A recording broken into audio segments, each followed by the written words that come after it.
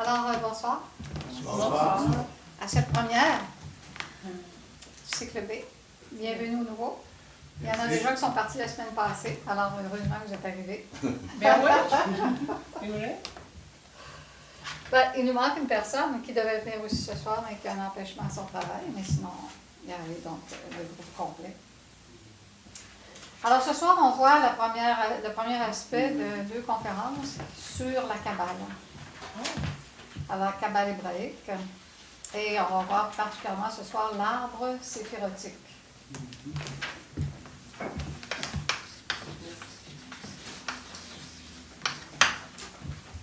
Tu veux pas essayer de prendre des notes? Oui, hein? Ouais. Avec crayon? Ouais. Oui, bon. Ça va prendre des bonnes. Ben, c'est parce que, oui, ça va vous manquer si vous ne prenez pas de notes. Ouais, mais des fois, tu sais, là, j'en ai une minute, j'ai pas vraiment de talent pour en prendre. Mais j'essaie d'y aller vraiment par. Quand on est pratique, on apprend à écrire vite, faut s'y mettre. C'est pas n'importe quoi, c'est comme ça. C'est en forgeant qu'on devient forgeron. Il y a même des gens, quand ils ont fait leur cycle ABC, qui savaient à peine lire. Puis à la fin de leur cycle, ils savaient lire. Ils savaient prendre des notes. Wow. Donc, ils se sont passés. Ils sont passés, parce que c'est des gens qui étaient presque illettrés. Parce qu'on écrit tout au tableau, alors là, on apprend à écrire en même temps. Ah ouais. Alors, la Kabbale. La Kabbale, ça vient du terme Kibel, qui veut dire, c'est hébraïque, du terme Kibel, qui veut dire connaissance, tradition, reçue et transmise. C'est comme une révélation, si on veut. Hein? La Kabbale comprend deux aspects qui nous viennent en réalité d'Hermès Trismégiste, Hermès Tot. La Kabbale comprend l'alchimie et la Kabbale elle-même.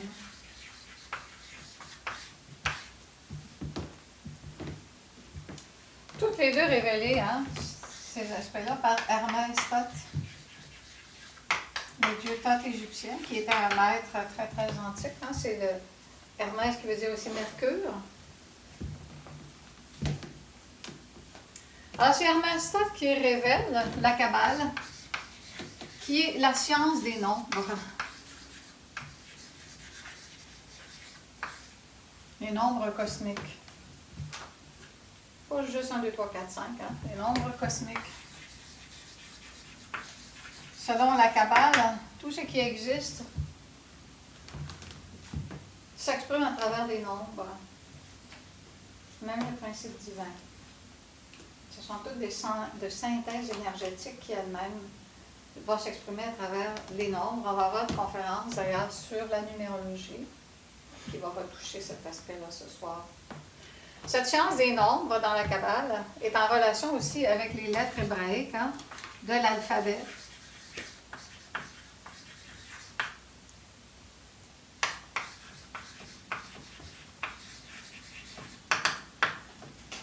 Qui comprend 22 lettres, qui est en rapport aussi avec le tarot égyptien, toujours révélé par Hermès Tot, ou qu'on dit le Hermès Trismégiste.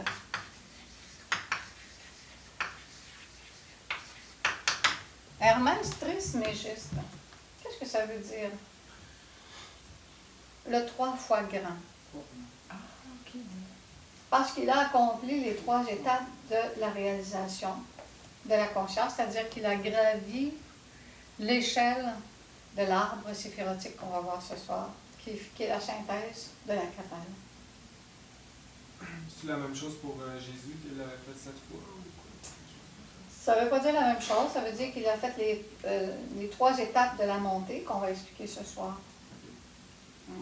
Le Maître Jésus l'a fait 7 fois, ces 3 étapes-là. Ok. Alors, c'est ça que c'est. Sa mère, il l'a fait 3 fois aussi. Oui, c'est ça. Alors, mais ça veut dire donc Hermès Trismégiste qu'il a fait les trois grandes montées. Hein, il a fait l'ascension des 3 montagnes, qu'on appelle. Alors, ça, je peux peut-être en dire. Pardon? C'était à quelle époque, ça, Ernest? C'est le début de l'époque égyptienne. C'est le révélateur, d'ailleurs, de la science égyptienne. Donc, c'est dans la deuxième race racine ou la troisième? Quatrième, Quatrième? l'Atlante. Non, non. Souras, tu veux dire? Souras, vous voulez dire. Ah, c'est dans Les l'époque races, Atlante? pas les sous-races, les races. C'est dans l'époque Atlante? Oui, c'est un révélateur de l'époque Atlante, mais bon, je veux dire, c'est Ok. un divin, là. Mais l'Égypte a commencé à... Était déjà commencé à l'époque Atlante. L'Égypte a son origine à l'époque Atlante. Ok, mais on l'appelait l'Égypte? Hmm? Elle s'appelait l'Égypte ou Le c'était... pays de Cam. Ah oui, ok. Mais je sais que j'ai lu, moi, en attendant, plutôt en regardant le mystère, puis il parle justement que c'était la race de la galaxie bleue, là, des êtres venus de cette galaxie qui seraient venus nous donner des enseignements aussi, qui auraient construit les pyramides d'Égypte. C'est-à-dire qu'à l'époque Atlante, il y a des grands maîtres qui, justement, ont eu cette transmission-là. On a vu ça dans la conférence là, sur, justement, le tropique du cancer, où est-ce que les grandes cultures, autant aztèques, mayas et égyptiennes, avaient un culte solaire à l'époque Atlante, parce que c'était l'époque du soleil, quatrième époque. Alors, c'est là que les révélations fondamentales de la gnose ont été données à l'époque Atlante. Mais il y a eu le grand séisme qui a fait que la race a péri. Mais des grands prêtres étaient quand même réfugiés dans ces régions-là qui, elles, continuaient à vivre, mais ils étaient coupés du tronc arien qui était commencé dans les hauts plateaux de l'Himalaya, à travers donc les sous-races, arrivé donc à la troisième sous-race. C'est là que la dynamique égyptienne a repris un essor par justement donc cette arrivée des maîtres qui venaient de l'Orient jusqu'à l'Occident de notre race actuelle. Mais l'origine était antérieure. Les premières dynasties égyptiennes étaient Atlante.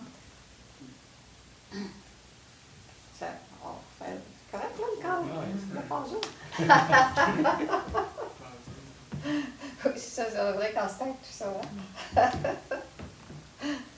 Alors, la Kabbale, justement, donc, nous révèle une tradition importante qui est en rapport, donc, ici, avec la montée de la conscience à travers les différentes dimensions de la nature.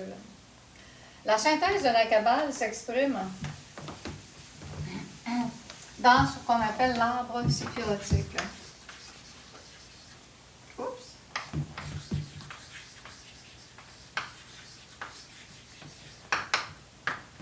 L'arbre séphirotique, qui a donné le mot sphère. Le mot sphère vient de l'arbre séphirotique. À Noël, d'ailleurs, il y a un rite qui existe à Noël. On pense que c'est contemporain, mais c'est très, très, très antique. Ça nous vient de ces époques-là. C'est d'élever notre arbre de Noël. Chez les Égyptiens, c'était important. C'était représenté par la colonne de Djed. Djed, qui correspondait à la colonne vertébrale, puis qui avait comme des choses comme ça. C'est la colonne vertébrale, c'est la montée. Et puis, après ça, dans les traditions, donc, en élevant l'arbre, on a mis des sphères dans l'arbre. Des boules de Qui sont les boules de Noël. Alors, ça nous vient des traditions très, très, très archaïques, ces mystères-là. Mais ça a traversé la nuit des temps parce qu'il y a toujours le côté ésotérique. On voyait la semaine, c'était la semaine passée, c'est clair. L'aspect ésotérique et exotérique. Ésotérique qui est l'aspect donc secret des mystères qui se conservent toujours, qui ne disparaissent jamais. Puis le côté exotérique, c'est les religions qui ont un début et une fin. Parce que les religions, c'est une transmission orale où est-ce que le côté des secrets ne sont pas révélés. Le côté ésotérique, c'est les secrets qui font naître les maîtres lorsqu'on sait utiliser ces secrets de façon transcendante. Alors, dans l'arbre séphirotique, nous avons donc toutes les sphères de l'univers.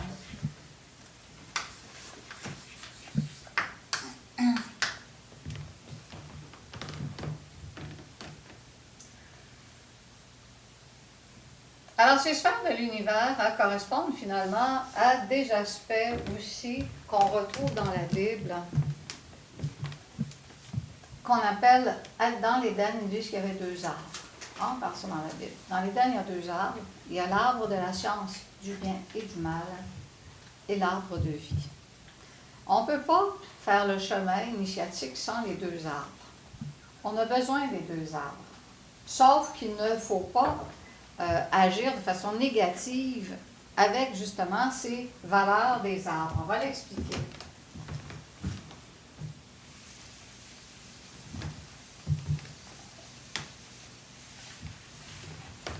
Alors, on parle de l'arbre de la science, du bien et du mal.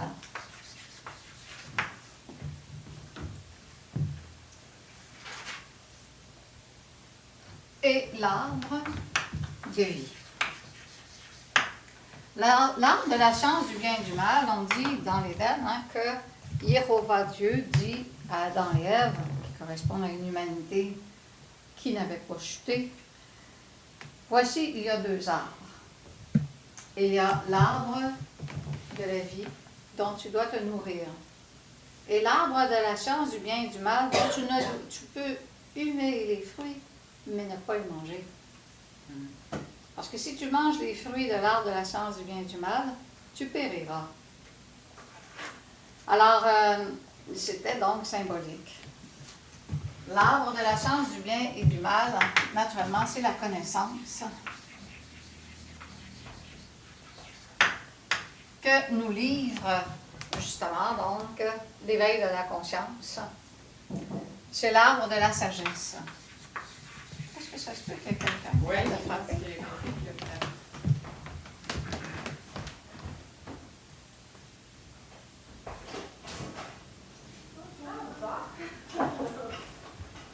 Tiens, La porte est bonne? Non. Ah, elle est coincée. il faut juste tourner la poignée. Ah, ben là, ça va nous falloir. Bonsoir. Voilà.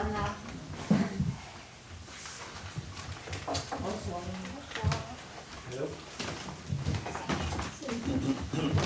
Alors, on sait que cet arbre de la science du bien et du mal, dont on ne doit pas goûter les fruits, correspond naturellement à la sexualité. La sexualité.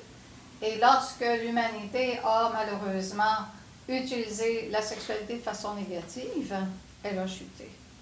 Tu peux en humer les fruits, c'est-à-dire donc t'en nourrir de cet arbre-là, en le respirant, ce que c'est transmutation d'énergie, mais tu ne dois pas répandre l'énergie, parce que si tu la répands, ben à ce moment-là, tu vas t'enraciner dans, malheureusement, le karma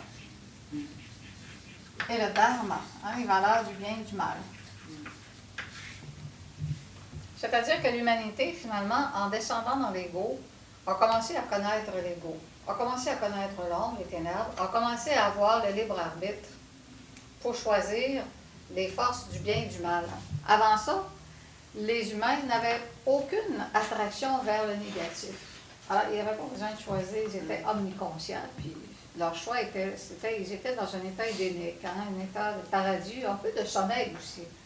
Dans un sens que même s'ils étaient éveillés à toutes les splendeurs de la création, ils pouvaient communiquer avec les dieux, ils n'avaient pas la faculté de connaître et de dominer l'ombre parce qu'ils ne la connaissaient pas. Oui? Est-ce qu'ils marchaient avec les dieux, on leur disait que leur seul but, c'était de satisfaire... Oui, mais ils n'étaient pas coupés, retirés de la volonté de Dieu. Leur seule Mais existence ils étaient était heureux. d'accomplir une félicité absolue, Ok. puisque Dieu est une félicité absolue. Ouais, c'est ça, ok. Ouais. C'est ça. Il y avait la Il n'y avait pas connaissance. l'ego. Il n'y avait pas la connaissance du bien et du mal. Ah, ok. Ouais. Et j'étais comme des Innocents? enfants. Ouais. J'étais comme dans un état d'innocence. Ce qu'on appelle en ésotérisme, les roses blanches. C'est-à-dire des forces innocentes, mais qui ne connaissent pas l'ombre et que si ils sont exposés à l'ombre, ils pourraient donc être dévorés parce qu'ils ne savent pas se protéger de l'ombre. Et c'est ce qui est arrivé. Hein. Mais justement, donc, en descendant, en utilisant l'arbre de la science du bien et du mal et en connaissant l'ego, bien, on a eu la connaissance. Et par le fait même, ensuite, il nous fallait développer la sagesse. C'est-à-dire l'utilisation faire le choix d'utilisation sacrée de l'énergie sexuelle pour devenir des dieux.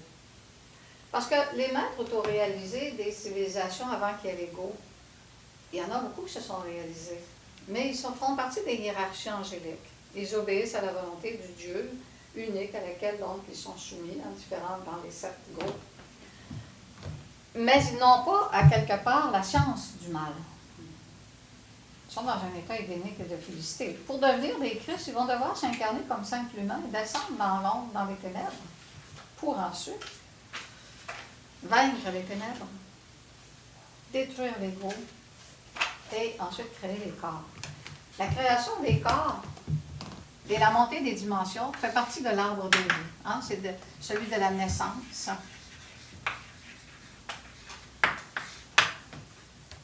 Qui est en rapport avec la loi de l'amour. Pour naître, hein, nous devons utiliser cette loi de l'amour. Dans la sagesse, on doit mourir ici, à l'ego.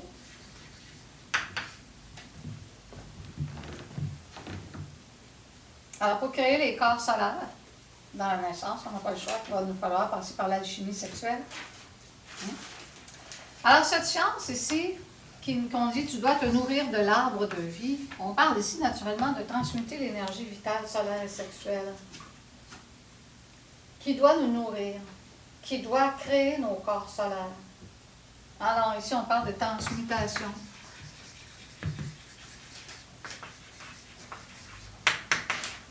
Ce qui nous fait comprendre, donc, que le maître Samuel nous dit hein, que l'antithèse de l'arbre de la science du bien et du mal, c'est l'ego. Et c'est pour ça que nous devons le vaincre. Hein, son antithèse, là, l'antithèse de la sagesse, c'est l'ego. Et l'antithèse de l'arbre de vie, qui est dans la naissance, c'est la fornication, ce qui nous empêche de naître.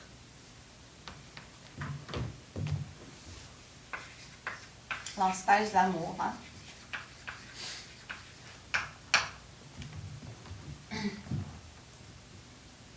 Alors, les deux arbres sont nécessaires, ils font partie d'un tout pour accomplir le grand œuvre. C'est un symbole. Mais ce symbole-là, il y a un enseignement sacré derrière ce symbole-là, qui nous parle donc que l'un nous amène à la mort psychologique. Hein, c'est le mourir, le détachement, le renoncement donc au fruit de l'arbre du bien et du mal, c'est-à-dire dans son aspect négatif, qui est l'ego. Et l'autre aspect, donc, c'est la montée vers l'ascension divine par l'utilisation sacrée de l'énergie sexuelle. Pourquoi? Pourquoi est-ce que nous devons utiliser l'énergie sexuelle pour naître? C'est ça qui donne la vie. Parce que dans l'énergie sexuelle, il y a les atomes christiques de la vie qui créent, engendrent. Alors, on n'a pas le choix. Si on veut créer le Dieu à l'intérieur de nous, il va nous falloir utiliser les germes solaires qui engendrent. Hein? Parce que tout naît de cette énergie-là. Les cosmos, comme les brins d'herbe, les animaux, les humains, hein? Tout naît de l'énergie sexuelle. Alors, la conscience, l'âme, l'esprit n'est pas une exception. Le processus de la naissance, à partir de l'ordre de la création, nous vient de cette force créatrice solaire, qui est déposée dans notre organisme, dans le centre vital sexuel. Il y en a qui disent que c'est très, très difficile d'accomplir ça, ce travail-là, de la transmutation. Il y en a qui vont dire, pour les hommes, c'est bien plus dur que pour les femmes. Non. Il s'agit de la volonté. Il s'agit, ça dépend comment on va à la sexualité. Si on va à la sexualité par la science du bien et du mal, ici, là, par l'ego, ben, après ça, qu'on veut détourner le processus en allant vers cet arbre-là, on n'y arrivera pas. Il faut déjà avoir dans le plan que si on va dans la sexualité, c'est dans un but sacré. Si on va dans la sexualité, c'est pour servir l'être.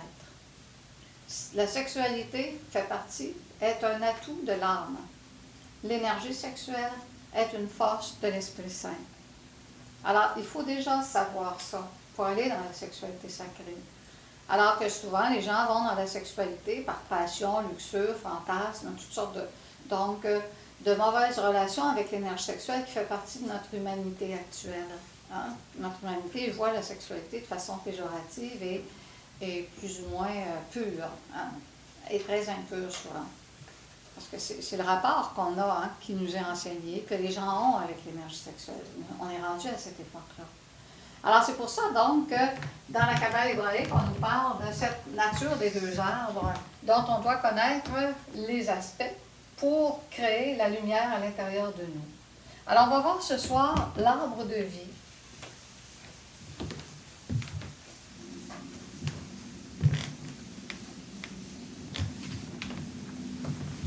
Qu'on appelle l'arbre séphirotique.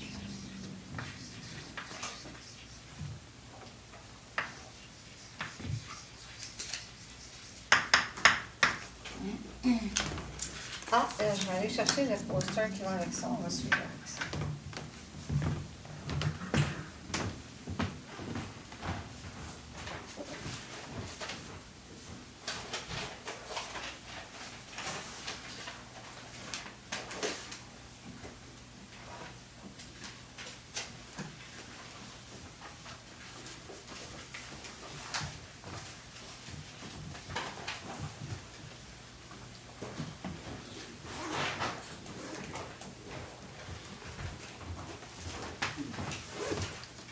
Il est un petit peu patate, là. Il aurait pu être plus mince, mais c'est fait presque carré, ce carton-là. Il est joli. Oui, c'est ça. Bon, voilà. Alors, ici, on a donc l'arbre séphirotique avec des nombres de 1 à 10. 1 à 10 constitue finalement tous les aspects donc de la manifestation. Hein? Il y a 10 séphirotes.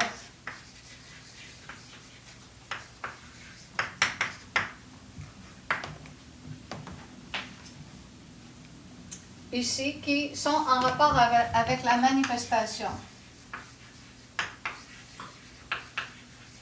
On dit 10 séphirotes cosmiques, alors comme en réalité qui font partie du cosmos.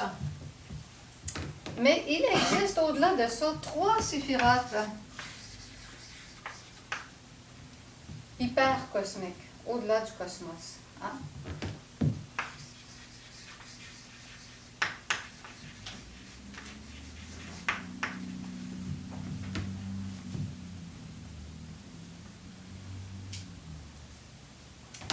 Et la description de l'arbre séphirotique sont tous les plans de la manifestation. On ne va pas dire les plans, parce que des plans, hein, c'est comme une succession d'étages. On peut dire toutes les régions de la manifestation. Toutes les dimensions de la manifestation correspondent à ces différents nombres qu'on voit là. Et on va se rendre compte finalement aussi qu'à l'intérieur de cet arbre séphirotique, il y a des enseignements sacrés. On voit le lien qu'il y a entre le principe divin et l'âme. L'âme avec l'énergie primordiale et le corps physique, etc., qu'on va expliquer tout à l'heure. Ça nous semble tout simplement donc un arbre avec, pas un arbre tout à fait, mais regarde, notre sapin de Noël, là, il est comme ça, hein? Avec un ancien, là. Là, on a des petites boules, hein? Comme ça qu'on dessinait ça quand on était petit, là. Et en haut, il y avait l'étoile. Ouais. Fait que, à quelque part, là, hein? C'est pas loin, c'est pas loin. Je me demande, Daniel, on peut avoir des feuilles de l'arbre? Mais pas tout de suite, parce que vous allez vous égarer. Ah. Vous allez lire et pas écouter. Okay. Là, on fait effort pour apprendre. Je vais aller le prendre en note, c'est pour ça. Je peux le prendre quand même, parce qu'on va rajouter des explications. Mais tu peux le prendre quand même en note. Alors, au-delà donc de cet arbre séphirotique, quand on parle des 3 séphirotes hypercosmiques, on parle ici de l'absolu, avant même la manifestation. Alors qu'ici, il y a la manifestation.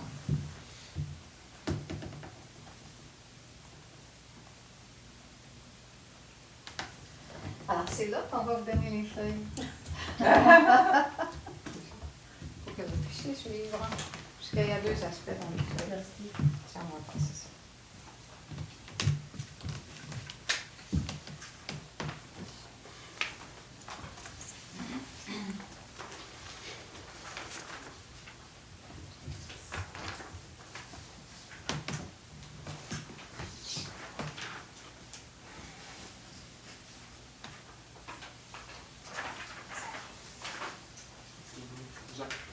doutais un petit peu. Pardon? Je le doutais un peu. Tu doutais? Je voyais qu'elle avait... Ben, c'est parce que moi, c'est ça. Moi, j'ai mis là. Ouais, c'est nouveau, vraiment. Mais c'est pour ça que j'en ai pris un, parce que je me dis, des fois, il y a des petits changements. Celle-là, c'est. Ouais, c'est ça. Non, c'est pareil. Ah ouais. Oui, mais j'avais pas dans le dos. Non, c'est nouveau, ça. On commence par le bord des rectos. Alors, l'arbre séphirotique, on voit ici donc trois aspects de l'absolu. On se rend compte donc que les trois séphirotes supérieures, qui sont en rapport avec les nombres de 1 à 13. Alors, le tarot, 1, 2, 3, 4, 5 jusqu'à 13, sont en rapport avec aussi chacune des séphirotes. Alors, les trois aspects supérieurs qu'on appelle donc l'absolu.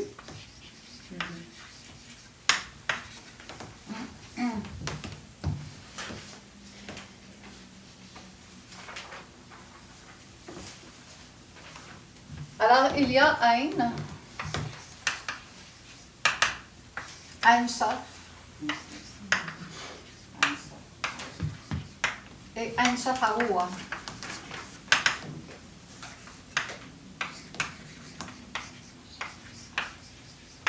Ce sont trois modulations de l'absolu, trois aspects du principe divin,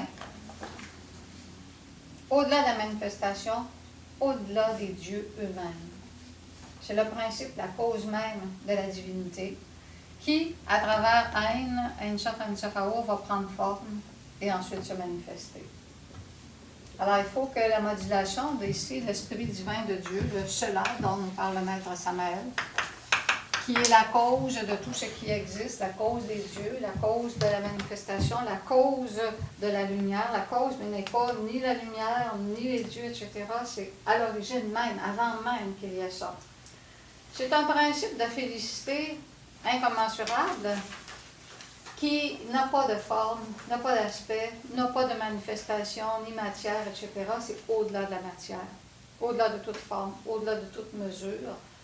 Alors pour nous, c'est complètement incompréhensible parce que nous, on pense à travers la forme, à travers la mesure, à travers donc les principes lumière ou à travers l'imagination, etc.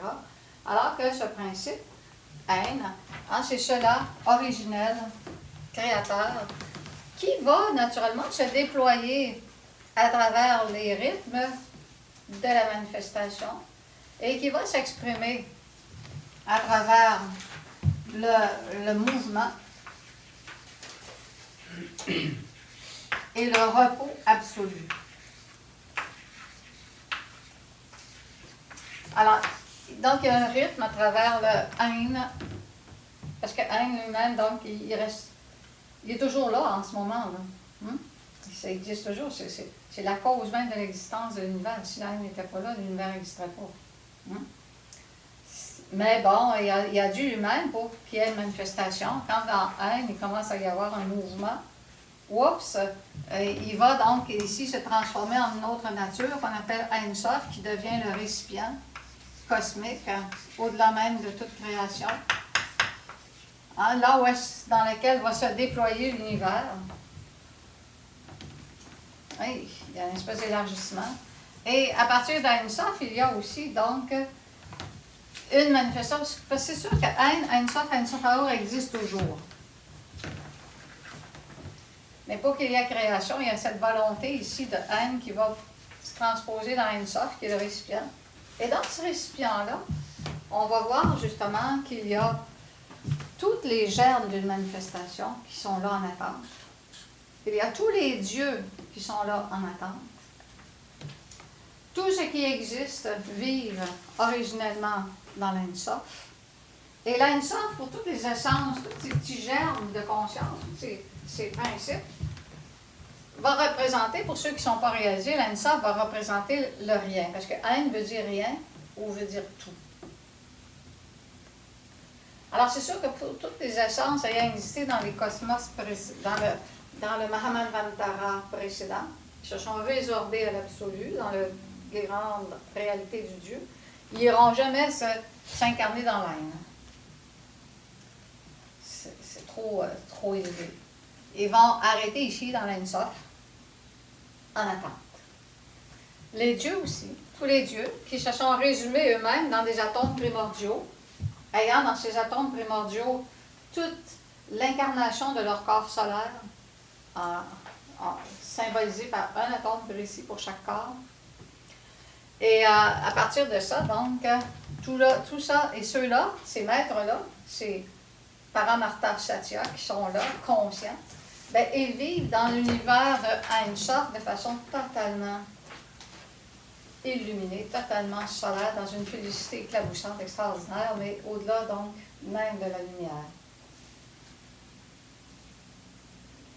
Pour eux, Ein-Sof, c'est lumière absolue, alors que pour les autres germes, c'est noirceur absolue. Ben, ils dorment. Une espèce de sommeil profond, en attendant l'autre manifestation. Alors que pour les maîtres autoréalisés, les divins, Ein-Sof est un aspect incommensurable de la nature de Dieu. Incompréhensible, parce que c'est bien au-delà de la manifestation. Alors, c'est la demeure de Keter, de Brahma, le Père.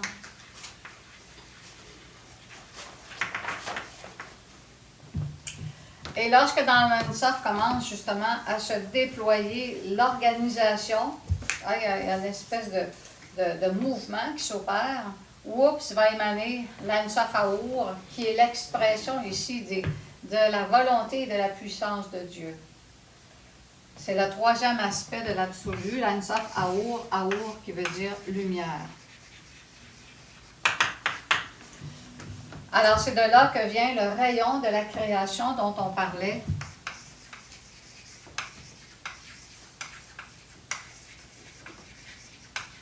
Dans la conférence du cycle A, lorsqu'on parle de création, alors on parlait de Elohim, qui était donc le non manifeste, qui s'exprime dans les trois haines. Et à partir de ça, ensuite, il y a l'émanation du rayon de la création dans l'En-Sof Aour.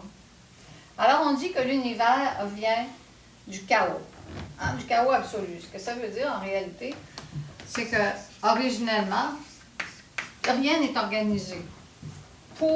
Si nous, on voyait avec nos yeux cet aspect-là, si on était là immédiatement, on ne verrait rien.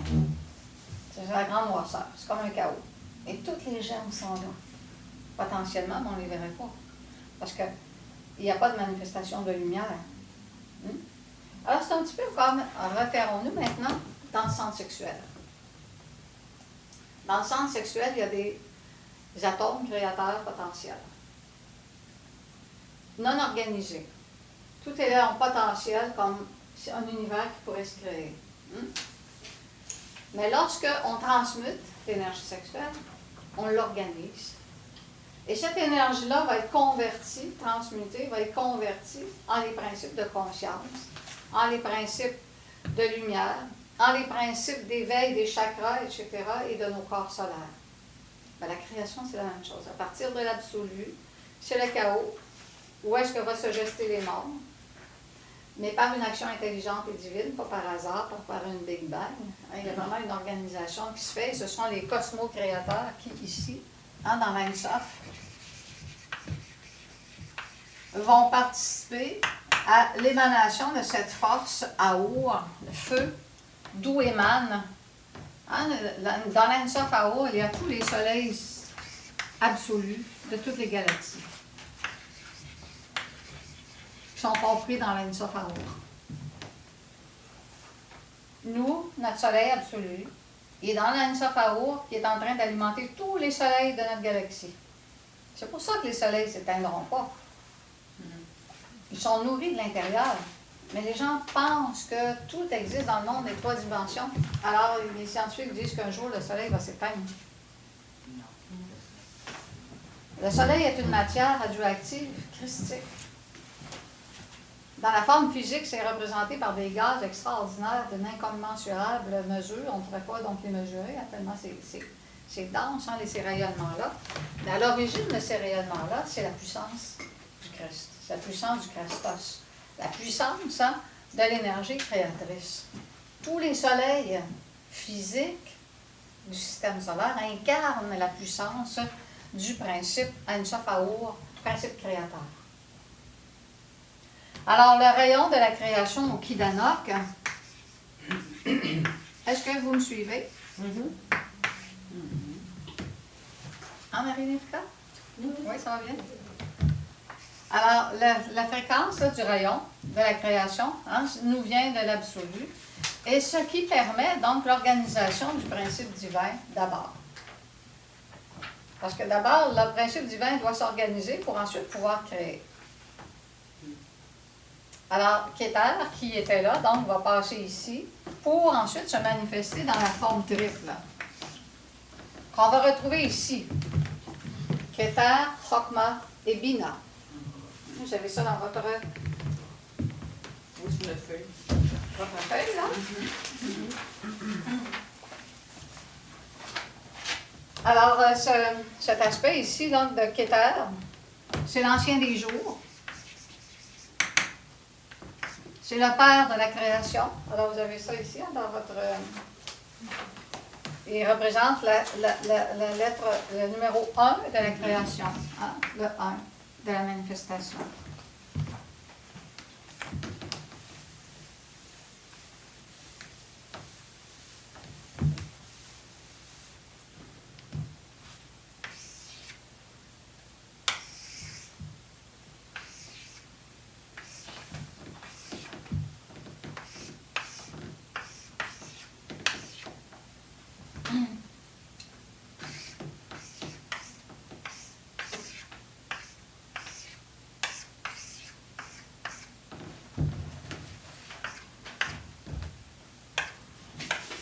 Alors donc, le 1 de la manifestation, c'est Keter, l'ancien des jours. C'est un univers, Keter. C'est pas juste une entité, c'est un univers, et Keter font partie de Keter tous les êtres autoréalisés, tous les Christ ressuscités et ascensionnés. Ils font tous partie de Keter. Et le grand maître de Keter, ceux qui régissent Keter, c'est entre autres le dieu Métraton, l'ange Enoch des traditions bibliques.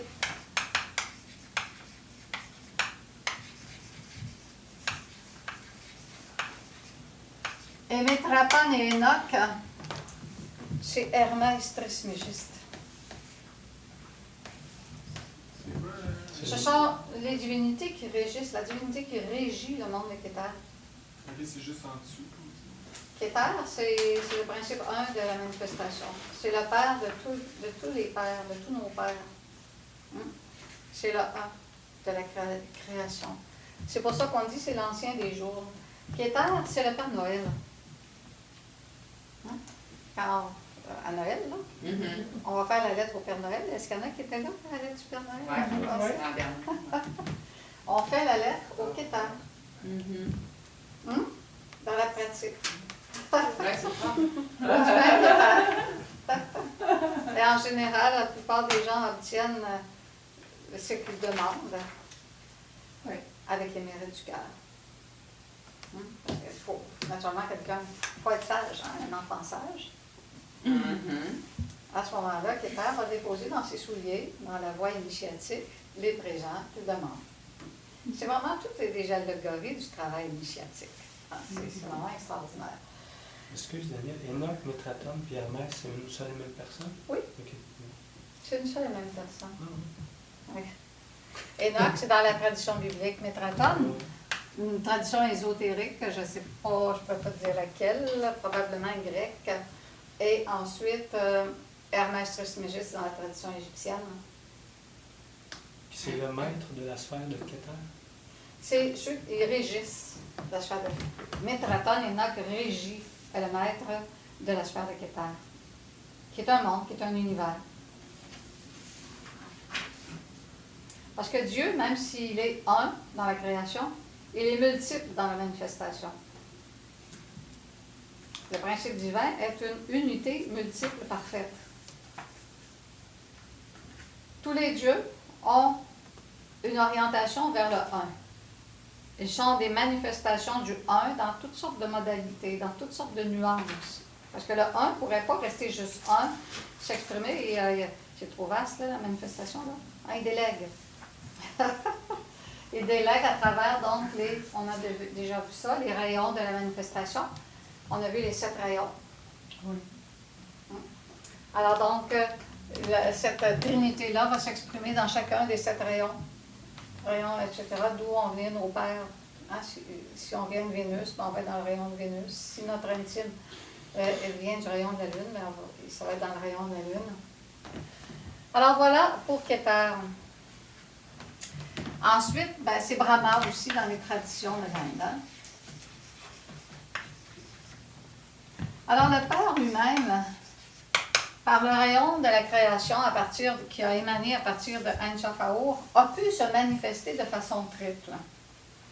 Il a manifesté 3 réalités de sa propre nature. Ces 3 réalités sont indivisibles, mais ont chacun leur caractère propre et leur univers propre. Et tous ces 3 univers-là sont le même être, mais qui se manifestent de 3 manières différentes pour pouvoir manifester. Alors, c'est pour ça donc qu'il s'est dédoublé en le nombre 2.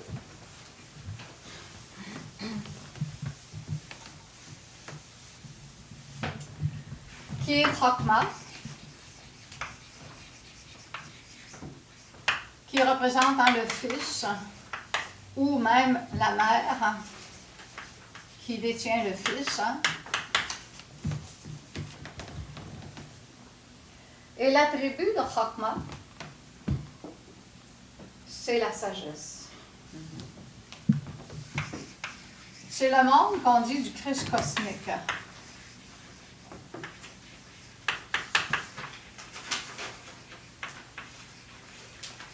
Lorsqu'un initié gravit tous les échelons se nourrissant de l'arbre de vie, donc transmutant l'énergie, développe tous les aspects à l'intérieur de lui, et lorsqu'il arrive à Chokma, il incarne la nature du Christ cosmique. Mais si c'est une femme, elle incarne les attributs de la mère cosmique. Alors, mère et fils sont la même réalité ici. Et à partir de là, un initié peut atteindre la résurrection. C'est lorsqu'il parvient à la nature de Chokma. Tous les maîtres ressuscités sont des maîtres qui ont intégré à l'intérieur d'eux la nature de Chokma par l'éveil spirituel, par la transmutation de l'énergie dans l'arbre de vie. Naturellement, on parle ici d'énergie en couple. Pour naître, ça nous prend deux forces. Hein? Parce qu'un enfant n'est pas juste avec un père ou juste seulement qu'avec une mère. Hein? Il a besoin de l'assistance des 2 principes, Sol et Luna, pour qu'il y ait la naissance. Alors, c'est comme ça pour le divin. Ce qui est en haut, dit Hermès Trismégiste, est comme ce qui est en bas. Ce qui est en bas est comme ce qui est en haut. De la même manière qu'on est en bas, on va naître aussi à la lumière, on va naître en haut. Alors, c'est pour ça qu'on doit comprendre les enseignements sacrés. Il existe ensuite, lorsque les 2 premières forces ont travaillé par la force de l'amour,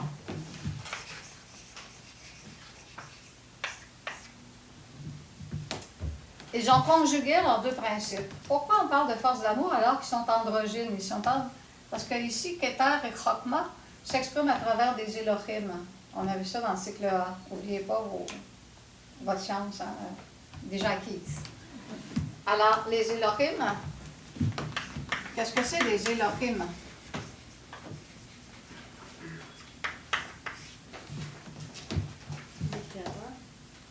Les créateurs. Des créateurs, hein, des cosmo-créateurs, qui sont en eux-mêmes, donc, naturellement, ce sont des archidivins, qui en eux-mêmes ont les polarités positives et négatives en eux-mêmes. Hein, ce sont des maîtres androgynes, sacrés.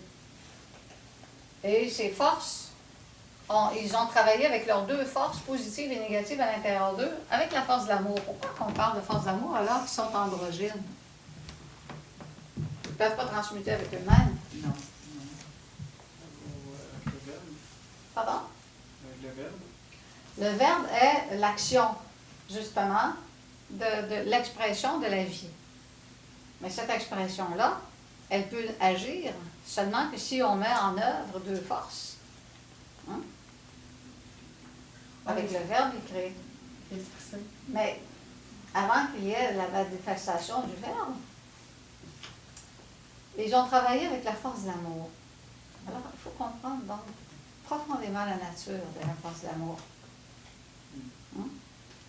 Cette nature de la force de l'amour est l'expression même du divin. La force de l'amour est le magnétisme divin créateur universel. C'est un magnétisme. Cette force-là s'exprime dans le monde astral. Mais à cause de l'ego, cette force d'amour a été convertie en désir. Attraction fatale qui amène les gens à désirer toutes sortes de choses. De la nourriture, des objets, la fornication, etc. Hein? C'est le désir, la force d'amour qui a été transformée en représentation, donc nous faisant chuter. Mais cette expression de l'amour nous vient donc du principe divin. Alors, ces Elohim créateurs ont manifesté à l'intérieur de nous cette force de l'amour qui, à l'intérieur de nous, s'exprime à travers le sentiment. La force de l'amour s'exprime à travers le sentiment, parce que le monde astral, c'est un monde en rapport avec le sentiment. Mais elle émane du divin. Elle est magnétique. Ce qui fait donc qu'un homme et une femme s'attirent, s'il n'y avait pas la luxure, pour s'épouser. Ils se reconnaîtraient tout simplement par la force de l'amour. Ils sauraient qu'ils sont deux principes faits pour aller ensemble. Parce qu'ils auraient cette attraction naturelle et magnétique. Comme dit le maître Samael, il n'y a pas toutes les personnes qui peuvent justement conjuguer ensemble. Ils sont rares. Il y a vraiment juste les principes qui, justement, ont un magnétisme ou une force vibratoire identique qui vient donc d'une origine très lointaine. Alors, c'est pour ça donc que maintenant, on voit que les gens forniquent à gauche et à droite, puis bon, c'est juste l'attraction sexuelle, c'est pas l'amour. C'est juste le désir inversé. Il tue à ce moment-là la force de l'amour. Plus on utilise de façon négative l'énergie sexuelle, plus on tue la force de l'amour. Et il faut la restituer à l'intérieur de nous. Et la restituer veut dire, bon, travailler de façon chaste avec notre énergie sexuelle. Transmuter cette énergie-là, éliminer les moi de la luxure. Et une fois qu'ils ont conjugué leur force, arrive la troisième pouvoir du verbe qu'on appelle un logos, qu'on appelle Bina, qui est l'Esprit Saint. Alors, c'est l'intelligence divine. Alors, dans la tradition de l'Inde, hein, Keter, c'est Brahma, Chokma, c'est Vishnu.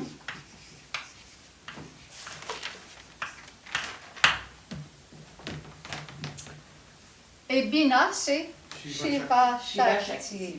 Oui, vous avez bien appris votre matière.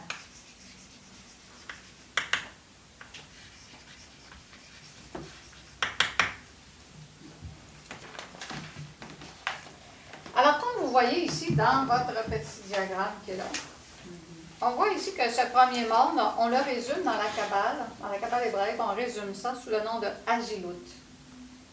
Agilut, qu'on dit, est le plan de l'émanation. Cette réalité-là se situe entre l'absolu,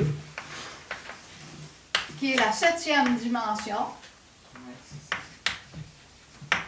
et ici, la 6e dimension. Hein? Ça se situe entre les deux. Et on dit que ça représente, donc, dans la manifestation, la première monade. Pourquoi première monade? Parce que mono veut dire un. Hein? Première monade, c'est le un qui est divisé en 3 forces.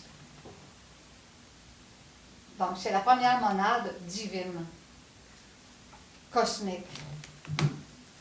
Alors, c'est la première monade cosmique qui, justement, s'appelle Agilut, qui est le plan de l'émanation. Il n'y a pas encore la création, mais l'organisation de Dieu, là. Dans tous les principes créateurs divins s'organisent. Les 7 armées du Verbe s'organise, les 7 rayons de la création s'organisent, grâce à l'émanation de l'Ensofaour. À partir de l'Ensofaour, là, il y a l'émanation du principe de lumière créateur, hein, c'est le principe solaire, le principe vie, c'est la vie, le Christ originel. Hein. Ces 3 forces-là sont Christ. Parce que là, il y a des gens, des fois, qui disent, oui, pourquoi on dit, là, Kéter, incarne la force du Christ, il y a le Christ cosmique ici, puis le binaire aussi, il utilise la force du Christ, toujours le Christ, c'est parce que les 3 représentent 3 natures du Christ. Le Christ, ça veut dire lumière, 3 sortes de lumière. Mais la manifestation du Christ cosmique qu'on doit incarner, c'est celui-là. Et ensuite, le Christ cosmique devra ascensionner jusqu'à Kéter, le Père, le un, l'unité primordiale de la création. Et Kéter, à partir de là, doit retourner à l'absolu. Ceux qui retournent à l'absolu sont ce qu'on appelle les Paramarta Satya.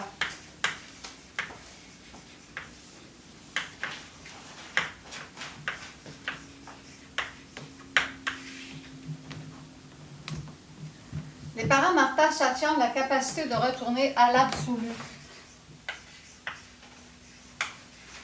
Même avant la fin de la création, peuvent quitter une création et se retourner vraiment avant même la fin d'une création absolue. Mais tous les Christ cosmiques, la plupart, sont des Christ de compassion. Alors, ils ne se retournent pas à l'absolu parce que là, ils oublieraient l'univers, hein, ils s'imprègnent dans la félicité incommensurable. Exaltation absolue. Alors, ils restent dans la manifestation. Ils ont le choix les Paramarta Satya, ils ont le choix d'aller à l'absolu ou de rester dans la manifestation. Pourquoi ils restent dans la manifestation? Parce que ce sont des Christ de compassion. Quand il y a une seule larme à quelque part dans l'univers, ils vont venir pour aider, soulager toutes les larmes, toutes les misères du monde. Alors, ils vivent là pour aider l'humanité. Alors, ayant leur corps de résurrection, ils peuvent se manifester à partir du plan physique et partout. Ils peuvent voyager avec leur corps physique dans toutes les dimensions de l'univers. Ils ont la capacité donc de voyager dans l'arbre séphirotique, toutes les manifestations. Parce que chacune de ces réalités-là sont des dimensions. Sont des dimensions, mais incompréhensibles pour nous à ce niveau-là. Pas comprendre. On peut quand même les explorer par la méditation profonde, à travers ce qu'on appelle le samadhi. Le samadhi, c'est donc l'intrusion de notre conscience libérée de tous les corps. Libérée même du corps mental, de tout. Et elle fait une intrusion dans un des plans de la manifestation. Elle devient cette réalité-là, en elle-même. Et quand elle revient dans les corps, elle ramène cette mémoire de ce qu'elle a vécu, mais elle essaie de le traduire avec des mots, c'est très difficile. Parce que c'est comme l'océan de l'immensité de l'absolu qui essaie de réduire dans les expressions. Oui? Fait que pendant ce moment-là, ton corps physique est Non. endormi. Oh oui. Oui, parce que... Il passe même plus C'est-à-dire que tu as laissé tes corps en train de se reposer, là. Tu es sorti de chaque enveloppe, toutes des enveloppes. Tu es libéré d'enveloppe, enveloppe, enveloppe, enveloppe, jusqu'à retrouver l'unité. Comment s'appelle le tour de méditation déjà? Samadhi. Samadhi. Ah, Oui, samadhi. merci. Alors, à partir donc de cette première manifestation, l'organisation ici, donc tout s'est organisé ici, l'émanation. Ensuite va apparaître la manifestation de l'autre partie de l'arbre. Ce sont ici les séphirotes de la manifestation comme telle. Mais entre les deux, on voit qu'il y a donc la séphirote d'A'at.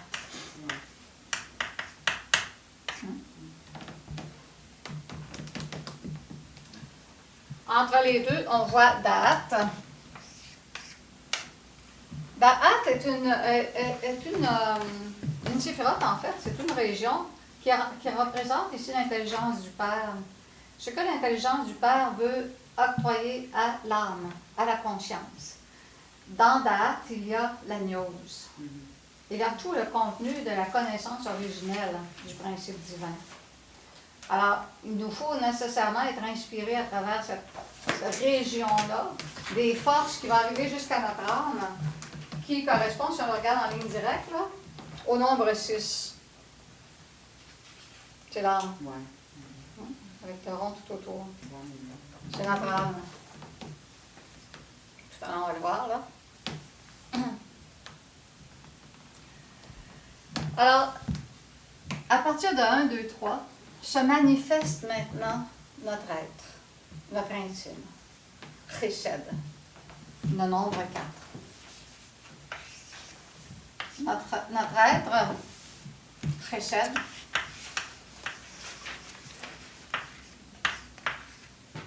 qui correspond au 4, hein? C'est notre intime. Il vient donc de la Trinité originelle. Notre intime lui-même n'est pas seul, il fait partie d'une monade aussi. On la voit dans la monade particulière. Alors que l'autre, on voyait, donc c'était la monade hein, au niveau de la divinité, Trinité cosmique. Alors notre intime, dans le nombre 4, se manifeste en rapport avec le monde atmique. Ici, donc, c'est l'univers atmique.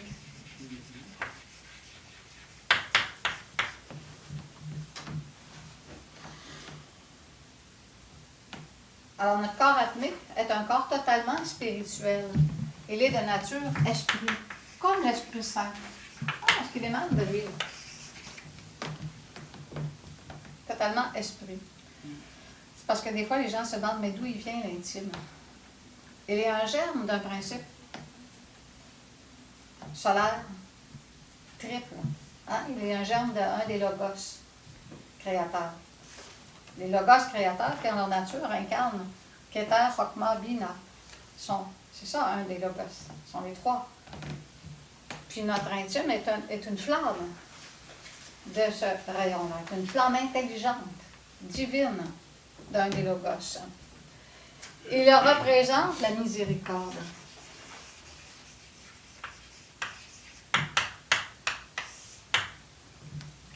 La miséricorde infinie. Alors, nous devons connaître la nature de Dieu intimement dans notre conscience. Souvent, on pense que, à cause des religions, hein, les religions ont créé des dieux punisseurs. Des dieux, donc, qui ne seront pas contents parce que tu es méchant. Hein? Parce que dans l'éducation, même les gens disaient ça. Ah, le bon Dieu ne sera pas content de ce que tu as fait, imagine. Quelle belle instruction par rapport au divin. C'est assez pour que les gens deviennent athées. Hein? Alors, c'est là que finalement, on va comprendre la nature de Dieu qui est infinie miséricorde. Notre principe être lutte d'instant en instant pour nous libérer des ténèbres, de la douleur, de tout le karma que nous avons. Il va lutter avec toutes les parties dérivées de sa propre nature. Donc, les deux premières sont le père et la mère. Les deux vont lutter vraiment d'arrache-pied pour essayer de nous sortir du sommeil, essayer de nous guérir, essayer de nous instruire, essayer donc de nous illuminer. C'est nous qui n'entendons pas parce qu'on est prisonnier de l'ego. Mais pourquoi l'être n'a pas intervenu quand on est tombé dans l'ego? Bonne question. Hein? Pourquoi? Pourquoi? Vous l'avez dit tantôt avec la rose. On avait la rose blanche, hein? Celui qui a tombé dans l'erreur, c'est la rose rouge. Non, c'est à cause que nous avons le libre arbitre. La création n'est pas faite comme un moule mécanique. Sinon, ce serait inutile pour le principe créateur de créer. Chaque essence a le libre arbitre. Nous avions le libre arbitre. L'intime nous a instruits, mais nous n'avons pas écouté. Parce que nous étions des roses blanches, naïfs, séduits, fascinés. Et nous n'avons pas entendu. C'est comme quand on désobéit, quand on est jeune, on désobéit les parents. Hein? Ils nous avertissent des dangers, puis on les désobéit, puis là, il nous arrive quelque chose, on dit j'aurais dû écouter mon père, j'aurais dû écouter ma mère. Hein? Alors, c'est un peu la même chose. Il s'est incliné, il s'incline devant notre libre arbitre. Là, il nous propose la gnose. Il lutte, parce que pour qu'on soit ici tous, là, chacun de nos êtres lutte pour qu'on puisse rester dans la gnose. Mais l'ego est fort. La fascination de l'ego et les armes que l'ego utilise, qui essaient de nous endormir, sont très fortes. Et la science, malheureusement, est rendue un petit résidu. Alors, on n'entend pas beaucoup. On ne comprend pas. Mais l'être lutte, imaginez, à travers toutes les 97% de ténèbres qu'on a développées, il a réussi à rejoindre notre conscience. On est arrivé ici. Ce n'est pas de notre fait là, qu'on soit ici. Ça vient de l'être. Et si on se retire, c'est parce qu'on a des tentations. L'être essaie de nous instruire, mais nous, on va justifier. Ça vaut rien, ça prend trop de temps. Moi, j'ai d'autres choses à faire dans la vie. Là. Franchement, que c'est ça, c'est affaire. Puis bon. Et on quitte. Alors l'être, qu'est-ce qu'il va faire? Il va essayer de nous instruire par des rêves, par toutes sortes de symboles, etc. Mais nous, on ne veut rien entendre. Alors il s'incline devant nos choix. Parce qu'on a le libre arbitre. Mais si on veut parvenir à l'être, il nous reprend en main. Parce qu'on veut. Mais ça vient de lui qu'on veuille. Oui, c'est ça. Et parce que, justement, on écoute. Hein? Ouais. Alors, mais on voit l'infinie miséricorde. Alors, pour comprendre l'être dans ce sens-là de l'infinie miséricorde, il comprend nos faiblesses. Il comprend le problème dans lequel on est actuellement pris, c'est-à-dire la force attractive, presque absolue de l'ego. Et il comprend. Alors, c'est pour ça qu'il y a une infinie miséricorde. Et c'est pour ça que malgré qu'on a 97% à l'intérieur de nous qui est converti en démon, aujourd'hui, on a bien mangé, on est bien vêtu, on va dormir ce soir dans un lit et non pas dehors, abandonné complètement. Et c'est pas en rapport donc des mérites de notre conscience, ça. C'est en rapport avec la miséricorde de Dieu. Mais il n'y a pas le pouvoir, lui, s'il voit qu'on veut vraiment s'en défaire des égos. Il n'y a pas le pouvoir de juste les arracher. Ping, ping. C'est ça qu'il est là. Il donne les clés. Mais il faut que tu fasses des... Parce que si les enlevais, tu ne comprendrais pas. Tu retomberais. Pour mourir, il faut comprendre. Comprendre comment l'ego est souffrant, comment l'ego est dans l'erreur, comment l'ego nous a fait vivre des choses épouvantables. Mais ça, on peut le comprendre juste si on a fait le travail psychologique de l'étude de l'ego. Sinon, il enlèverait l'ego, puis il retomberait dedans. Parce qu'on n'a pas compris. Alors, non, il est intelligent. Hein? Puis de toute façon, notre être, dans son intelligence divine, comprend les lois du cosmos. Il ne transgresse pas les lois. Nous, on a enclenché par nos choix une loi négative. Nous qui avons fait. C'est la loi. Mais malgré tout, malgré sa miséricorde, il en prend une grosse partie sur lui. Alors, c'est vraiment donc... il faut méditer beaucoup sur l'intime et comprendre la grande miséricorde de Dieu. Et savoir comment, justement, il travaille intensément pour nous. Et avoir confiance, développer la foi en l'être. Parce que si on n'a pas cette confiance en cette miséricorde et la foi, on va douter de nous-mêmes, on va douter de notre propre chemin. Si on a l'intention vraiment de réaliser la conscience, il faut lutter contre le doute. Le doute, c'est les obstacles que l'ego met. C'est une obstruction à la lumière. Alors, c'est pour ça donc on doit comprendre la nature de Dieu. Alors, l'attribut donc majeur, hein, c'est la miséricorde, c'est l'intime. Et on sait que c'est le rayon de Jupiter. C'est Jupiter qui règne sur ce niveau. On dit Jupiter, père de tous les dieux. Hein, c'est-à-dire donc, est en relation avec la réalité du Père intime. Alors qu'on avait ici le Père cosmique. Mais l'être a deux âmes. Il a l'âme divine et l'âme humaine. Alors, l'âme divine, c'est simple, c'est Gebura, qui représente la rigueur, qui est donc motivée par l'influence de Mars. Il nous faut la rigueur à l'intérieur de nous. C'est l'âme divine, hein, à l'intérieur de nous. L'âme divine, c'est l'âme de perfection. C'est le corps de conscience. Alors, il nous faut absolument, dans l'âme divine, éliminer tout ce qui nous reste d'ego. Alors, c'est pour ça qu'elle représente la rigueur. La lutte martienne contre tout ce qui peut nous rester d'ego lorsqu'on monte dans les différents niveaux pour atteindre le degré de l'intime. Avoir éliminé donc toute la partie visible de l'ego. Avoir éliminé vraiment toutes les manifestations visibles de l'ego. Puis existe ici notre âme, la 6, Tiferet. Tiferet. Le nombre 6, on voit donc l'intime, le Père, le 1 de la création, appelle chacun de nos âmes directement. Et ensuite, c'est Chesed qui va prendre le rôle, si on veut, de nous guider à l'intérieur de ça. Mais l'appel vient de l'un, de la manifestation 1, c'est-à-dire du logos d'où nous venons. Alors, si notre logos d'où nous venons, c'est Anaël, c'est Anaël qui exerce à l'intérieur de nous, en tant qu'Anaël va représenter la force qui est terre. Parce qu'Anaël, c'est donc le logos recteur d'un des rayons. Alors, il travaille directement à ce moment-là sur notre conscience pour l'appeler.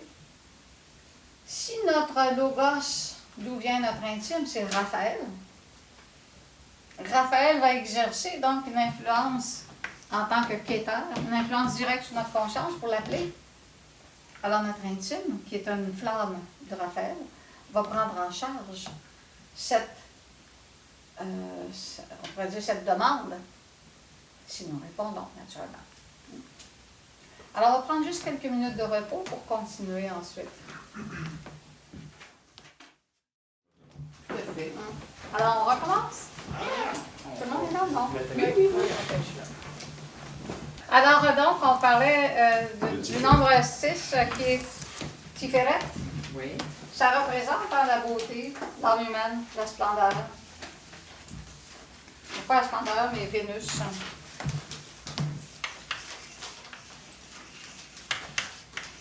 Alors, quand on va voir la flûte enchantée, c'est jeudi, ceux qui veulent venir regarder, on voit donc Tamino et Pamina qui vont se réunir. Ça représente l'union de l'âme humaine avec l'âme divine. L'union des deux âmes, pour ensuite intégrer Zarastro, qui est Chesed. C'est vraiment donc ici l'union de ces deux âmes-là, et puis la difficulté de les réunir, de se retrouver, et toute la quête qu'il faut faire pour retrouver l'âme, l'élimination de l'ego et tout. C'est ça qu'on voit dans la flûte enchantée. C'est vraiment merveilleux.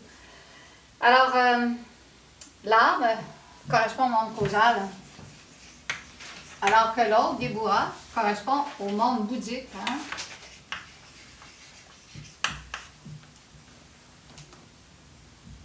C'est pas écrit sur ton ces choses.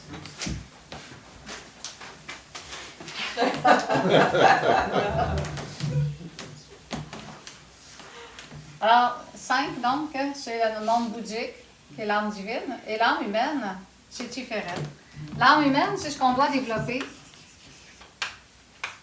pour devenir un maître.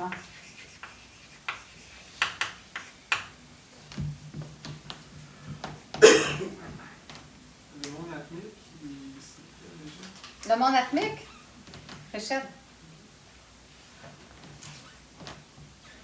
qui est le monde de l'esprit. C'est pas écrit, esprit. Il faut l'écrire. Alors, l'âme divine, puis là, on est rendu à l'âme humaine. Alors, ça, c'est en réalité la première montagne. La première montagne, c'est justement donc de gravir tous les échelons et de créer l'âme humaine et ensuite de gravir les échelons pour ensuite fusionner avec le Père. La première montagne de l'initiation,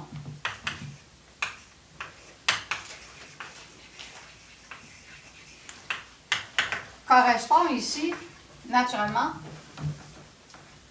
à la création du Christ intime. Première montagne, lorsque l'initié a développé tous les corps, alors de 10, 9, 8, 7, 6, 5, 4, on arrive donc ici à la création du Christ intime. Mais d'abord, il faut créer l'âme humaine. Quand quelqu'un crée l'âme humaine, il fusionne avec son intime, dans le sens qu'il reçoit le nom de son Père. On dit qu'il reçoit le dragon de sagesse.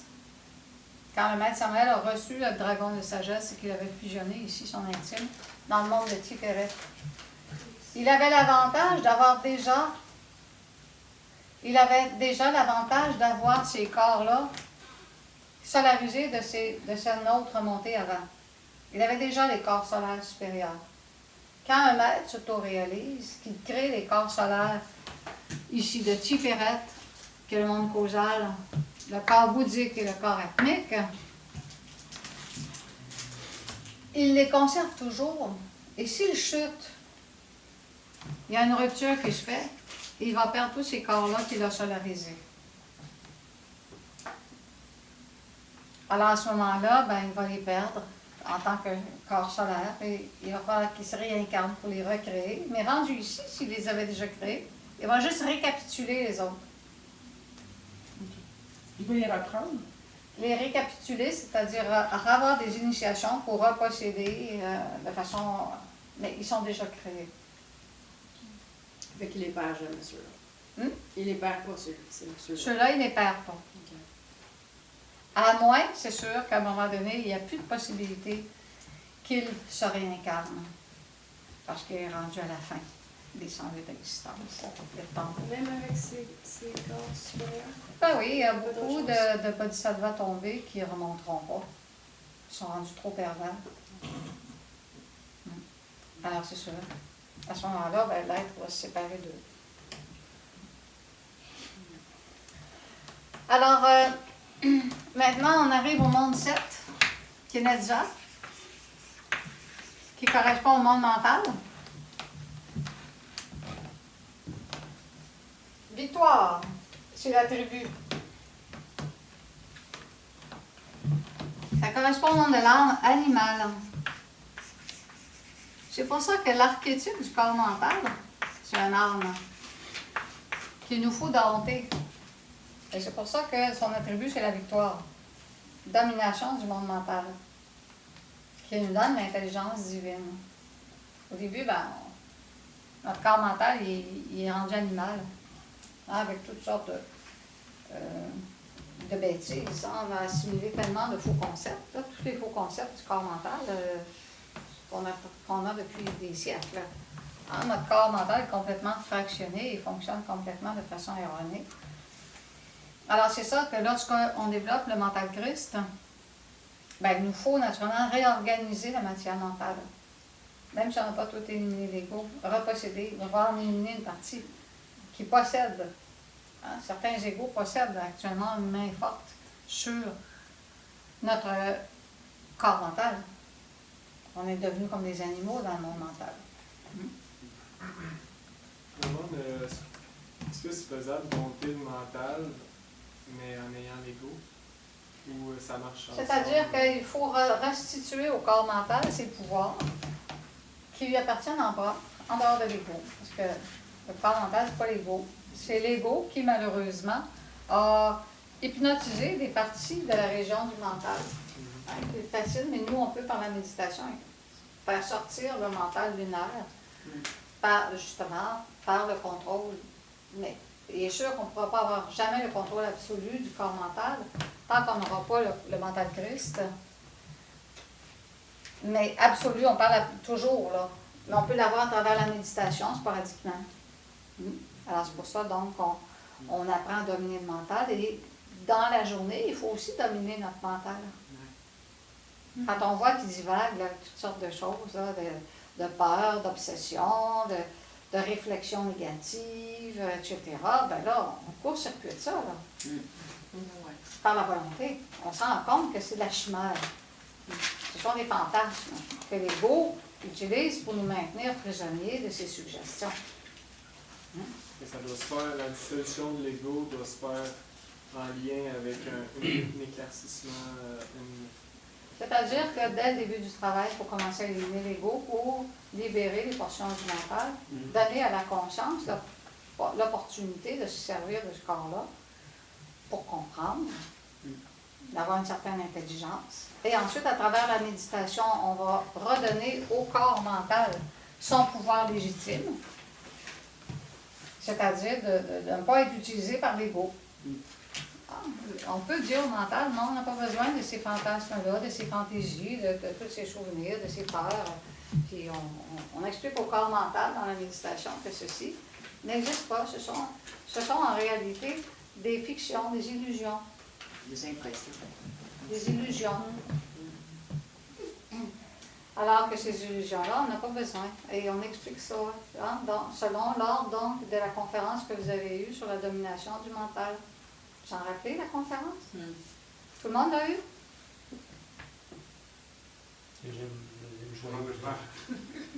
Deuxième joyau du dragon. Vous regarderez, j'avais même eu un petit cahier, un petit brochure avec ça. Si vous ne l'avez pas eu, c'est important de l'avoir, parce que c'est vraiment un prérequis pour faire le travail. Alors, nous devons vaincre, justement, toutes les fascinations qui existent à l'intérieur de nous, dans le monde mental. C'est la victoire. Hein, c'est son attribut. Parce que dans le mental Christ, c'est l'intelligence, la science pure, c'est vraiment la pensée de Dieu. Qui elle-même n'est pas fractionnée. Elle est dans une unité cosmique. Alors ensuite, il y a Chod, qui est l'univers mental, astral, excusez, qui représente dans l'astral supérieur la splendeur.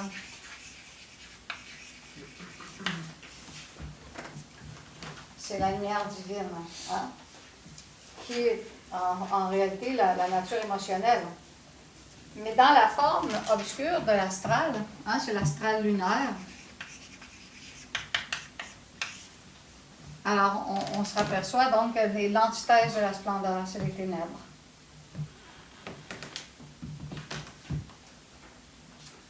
Alors Mercure gouverne le monde de Netza et Saturne le monde astral, mais aussi Lune, hein, Saturne-Lune.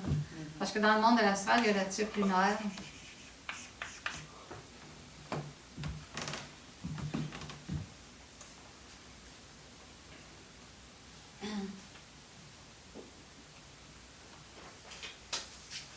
Puis ensuite, il y a le nombre 9. Le nombre 9, c'est le monde de Yésod. C'est la pierre sur laquelle on doit bâtir, dont nous parle le Maître Jésus. Quand il dit, vous devez bâtir sur la pierre et non sur le sable. Bien, Yésod, lui, c'était un kabbaliste, il connaissait la Kabbale. Il dit, on doit bâtir sur la pierre. Il savait que c'était sur le monde de Yésod. C'est le fondement, la pierre. Hein? Son attribut, c'est le fondement. Le fondement, c'est-à-dire, est en rapport avec l'énergie solaire, qui, à l'intérieur de nous, est dans le centre sexuel. Le monde de Yésod, c'est la pierre sur laquelle on doit s'édifier, c'est la sexualité sacrée, c'est l'énergie sexuelle. C'est la pierre d'édification. C'est pour ça qu'on dit, donc, qu'on doit construire sur la pierre, parce qu'on doit baser, hein, construire notre édifice intérieur. C'est pour ça que les francs-maçons eux-mêmes étaient des tailleurs de pierre, toujours en rapport avec le monde de Yésod. Ils construisaient les cathédrales dans le monde physique, oui, mais c'est aussi en relation avec la spiritualité parce qu'ils étaient des groupes d'initiés. Ils travaillaient donc avec l'initiation.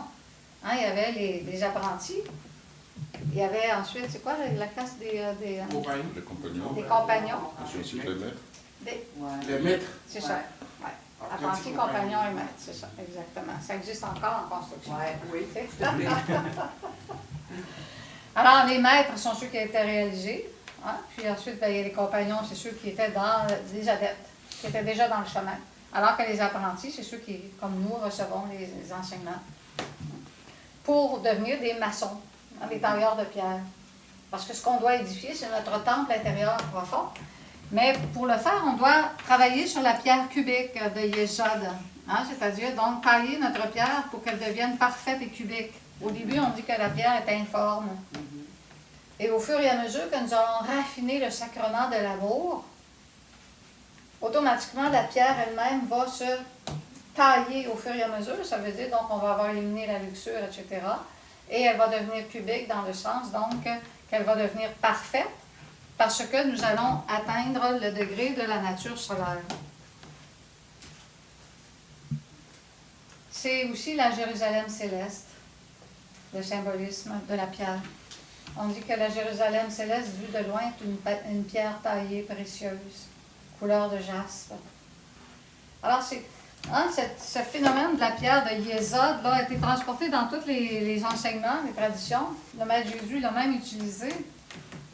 Alors, qu'est-ce qu'il disait, le Maître Jésus? On doit construire notre vie, baser notre vie sur la pierre et non pas sur le sable. Qu'est-ce que ça veut dire, la pierre? C'est la sexualité. La sexualité sacrée. Et le sable? Les faux concepts. C'est les fausses connaissances, les faux concepts. Hein? Les gens pensent qu'ils vont se réaliser par des croyances, par des lectures. Hein? Il y a des gens qui vont lire 1000 livres d'ésotérisme. Ça donne rien? Il faut créer à partir du fondement de l'énergie solaire contenue à l'intérieur de nous, dans notre réservoir sacré, dans notre Graal particulier, dans notre centre sexuel. Alors, c'est pour ça, donc, on voit tout le fondement de l'édifice est basé sur 9, qu'on appelle aussi la 9e sphère. Quand le Maître Samael parle, il nous faut descendre dans la 9e sphère. Et il nous parle du nombre 9 ici, de la pierre de Yesod. Et on va voir aussi que la 9e sphère correspond aussi au centre du monde. Alors, on doit descendre dans notre chaos originel pour organiser notre univers, comme en haut, pour organiser notre univers intérieur et monter les échelons de l'arbre séphirotique, de l'arbre de vie. Mais c'est à partir du monde de Malkout qu'on doit agir. Hein? Malkout, c'est le monde physique. Malkout, le monde physique, qui correspond naturellement au monde de l'action.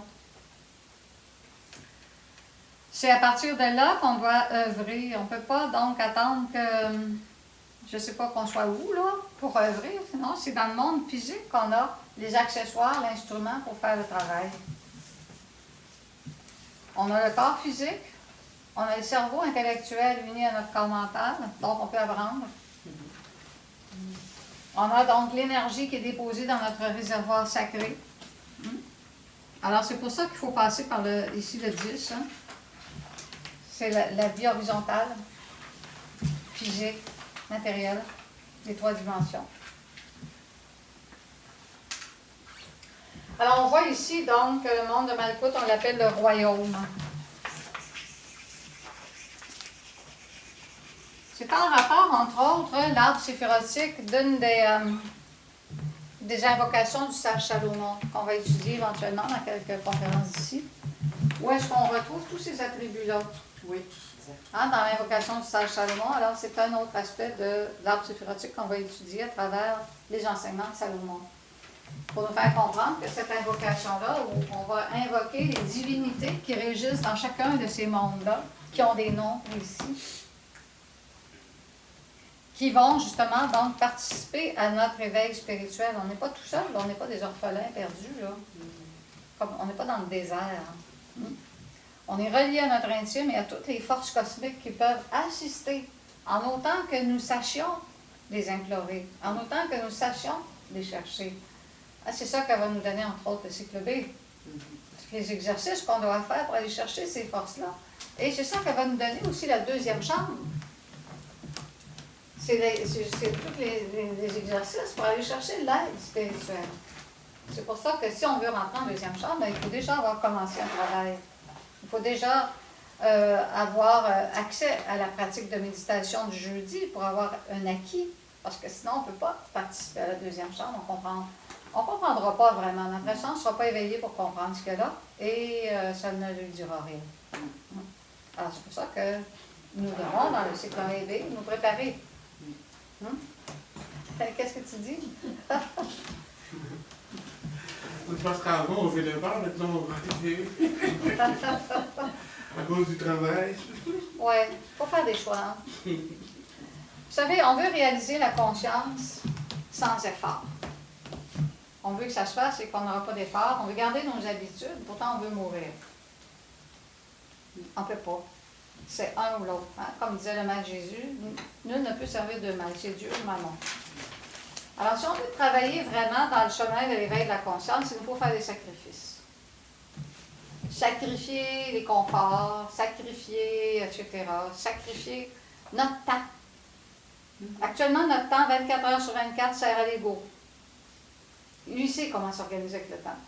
Hein, il a déjà tout absorbé. Il a ses contrats, lui, à réaliser. De notre naissance jusqu'à notre mort, différents égos vont rentrer au fur et à mesure dans notre intérieur, là, ceux qu'on a dans nos autres vies, qui attendent de prendre leur tour.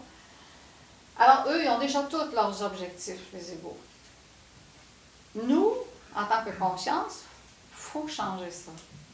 Alors, il faut faire des choix en laissant à la conscience du temps.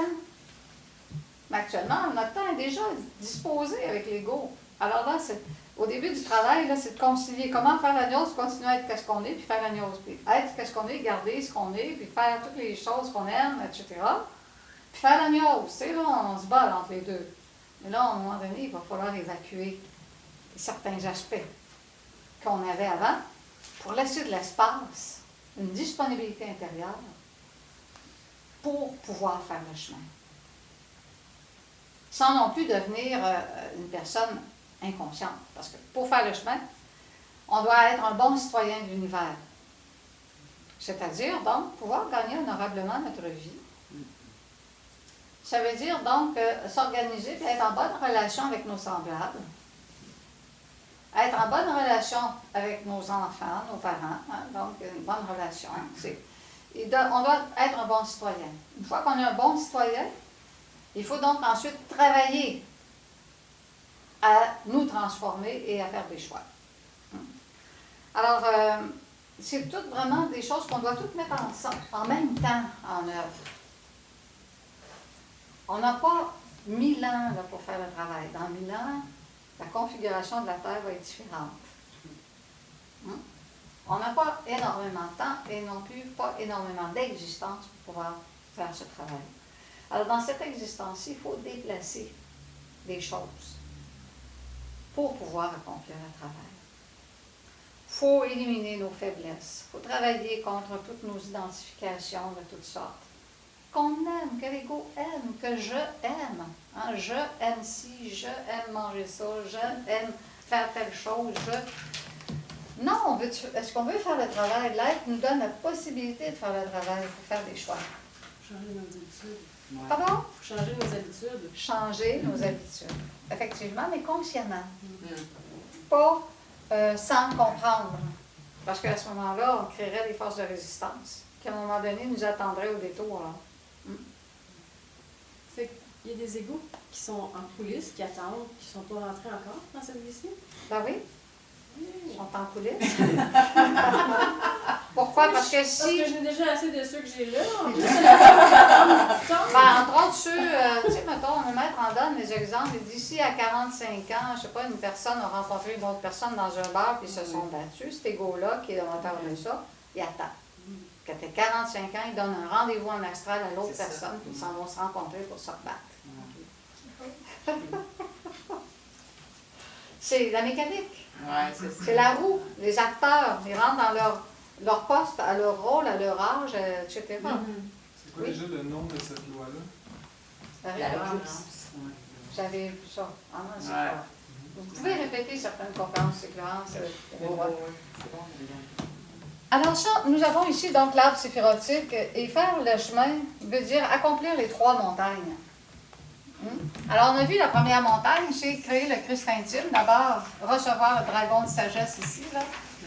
Et ensuite, parvenir jusqu'à la fusion avec notre Christ intime dans le monde de Chesed.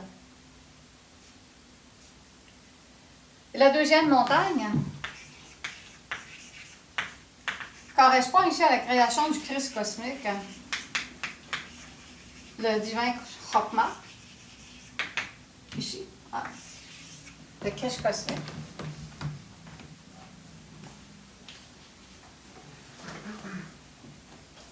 Alors, c'est donc le Christ intime dans la première montagne. Deuxième montagne, Christ cosmique, on le voyait, le Chokmah, le Fils. Et ensuite, la troisième montagne, nous devons parvenir au monde de Kéter, l'ancien des jours, nous fusionner dans l'origine d'où nous émanons, d'où même notre être émane, et nous, on est une étincelle de cet être-là, qui lui est une étincelle de Kéter.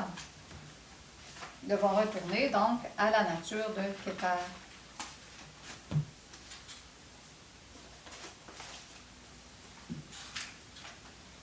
Alors, le monde de Malkout est régi par la Lune. Hein, c'est le balancier cosmique actuellement. Le monde de Malkout, c'est le balancier actuellement des forces mécaniques de la nature. J'ai une petite question. Oui. C'est quoi après le deuxième? C'est M? Deuxième montagne. Le monde. Ah ouais, la montagne. Deuxième montagne, c'est première montagne. Deuxième montagne, troisième montagne. Puis le monde causal, c'est ça. Alors, la deuxième montagne, là, c'est justement l'accomplissement ici de notre monade intérieure particulière. Ok. Hein? C'est-à-dire, donc, l'âme humaine, l'âme divine et la nature de l'esprit. C'est d'incarner notre monade particulière.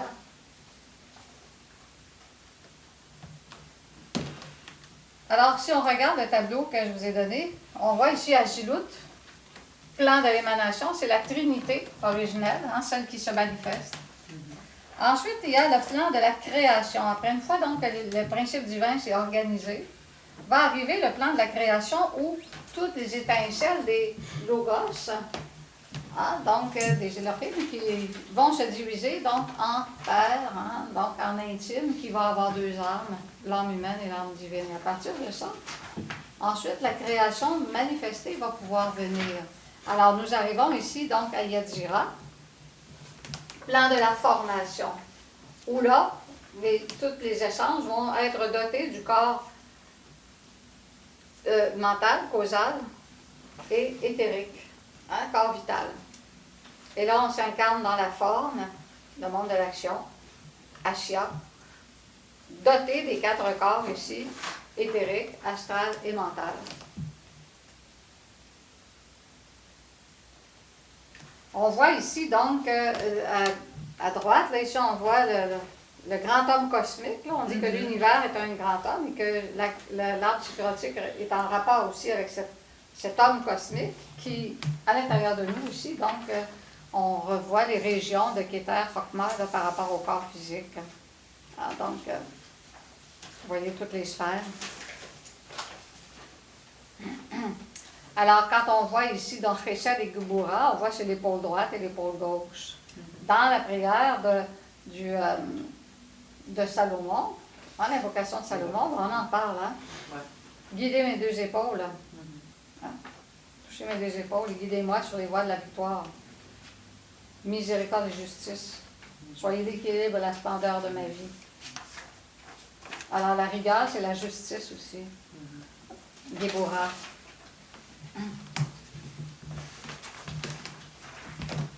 Il y a aussi un petit soleil, une petite lune sur chaque colonne. Alors, oui, on voit donc que chaque colonne représente deux réalités. Regarde, un côté gauche et un côté droit. Tu vois ici de chaque côté des mains, là, la main droite et la main gauche.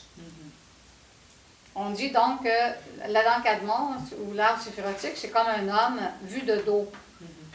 Alors, la colonne de droite, avec le soleil, représente le côté droit, et le côté gauche, ça représente la colonne de la lune. Alors, tu pourrais faire un petit soleil à droite et une petite lune à gauche ici, là, tu verrais donc ces deux colonnes. Les deux colonnes du temple, hein, on dit, alors c'est sûr, donc, c'est, quand on va étudier l'invocation de Salomon, on va expliquer vraiment tout ça, parce qu'on en parle dans l'invocation de Salomon, les deux colonnes du temple sur lesquelles l'édifice doit être bâti, etc. Alors, la semaine prochaine, on va voir l'antithèse de ce monde-là ici. Dans Malkout, on voit les cliphos de l'autre côté de votre feuille. Alors, on a l'arbre séphirotique ici. Et dans Malkout, il y a les cliphos. Alors, on va étudier les cliphos qui, on le voit ici dans la Kabbale, les cliphos, c'est la descente de l'essence dans les enfers. On va étudier les cercles infernaux. Alors, vous pourrez lire votre feuille, tandis que l'image vaut 1000 mots. Alors, dans la science de la gnose, on parle de l'évolution de l'involution. On voit ici donc Hermès Hermanubis, qui monte de façon mécanique, comme c'est la conscience, qui monte dans le monde d'abord minéral, végétal, animal, et qui a ici 108 existences humaines. On voit 108 existences humaines. Si dans ces 108 existences humaines, on ne révolutionne pas la conscience pour ensuite gravir les échelons de l'arbre de vie et pour retourner à l'état de l'immuabilité du sphinx, ben, on est prisonnier de la fluctuation, automatiquement on va descendre. Comme Typhon Baphomet descend. Et à la fin du cycle, on rentre dans les cléphos. Ben, c'est ça, les enfers. Cléphos, c'est les enfers. Hein? Parce que dans l'involution, c'est la purification. C'est que notre essence est maintenant embourbée est prisonnière dans l'ego. Alors, il faut bien qu'il y ait un grand crématoire cosmique pour brûler l'ego, pour libérer les étincelles de lumière. Alors, c'est ça la descente. Dans la grande descente, là, c'est le grand crématoire, où l'ego va être désintégré progressivement à travers des siècles, des millénaires, jusqu'à ce que l'essence soit complètement réunifiée et qu'on parvienne à ce qu'on appelle la deuxième mort. Ici en bas, qui correspond ici, bon, comme on appelle en Inde, dans la transmigration des âges. C'est la migration d'un cycle à un autre cycle. Mais comment ça se fait que si les égos sont tous détruits dans les cléphos, quand on remonte la roue, puis notre Il n'y en a plus là. Oui, je comprends, mais quand on arrive en haut, puis à notre première existence humaine, comment ça se fait qu'on a encore des égos? On n'a pas d'égo. On n'a pas d'égos? Dans on notre pourrait se première réaliser tout de suite. existence humaine, on pourrait se réaliser si on avait les clés. Ça ne veut pas dire que dans la première existence humaine, on va avoir des clés. Il y a un processus. Nous devons d'abord prendre l'expérience de l'existence humaine. Ah, c'est ça. Et à travers ça, cette expérience-là, ben là, il nous faut malheureusement passer par les saisons. Et dans les saisons des existences humaines, de nos 108 vies, ben, à un moment donné, on va rencontrer des étapes où est-ce qu'il va y avoir l'ego. Puis on va se laisser influencer, on va tomber.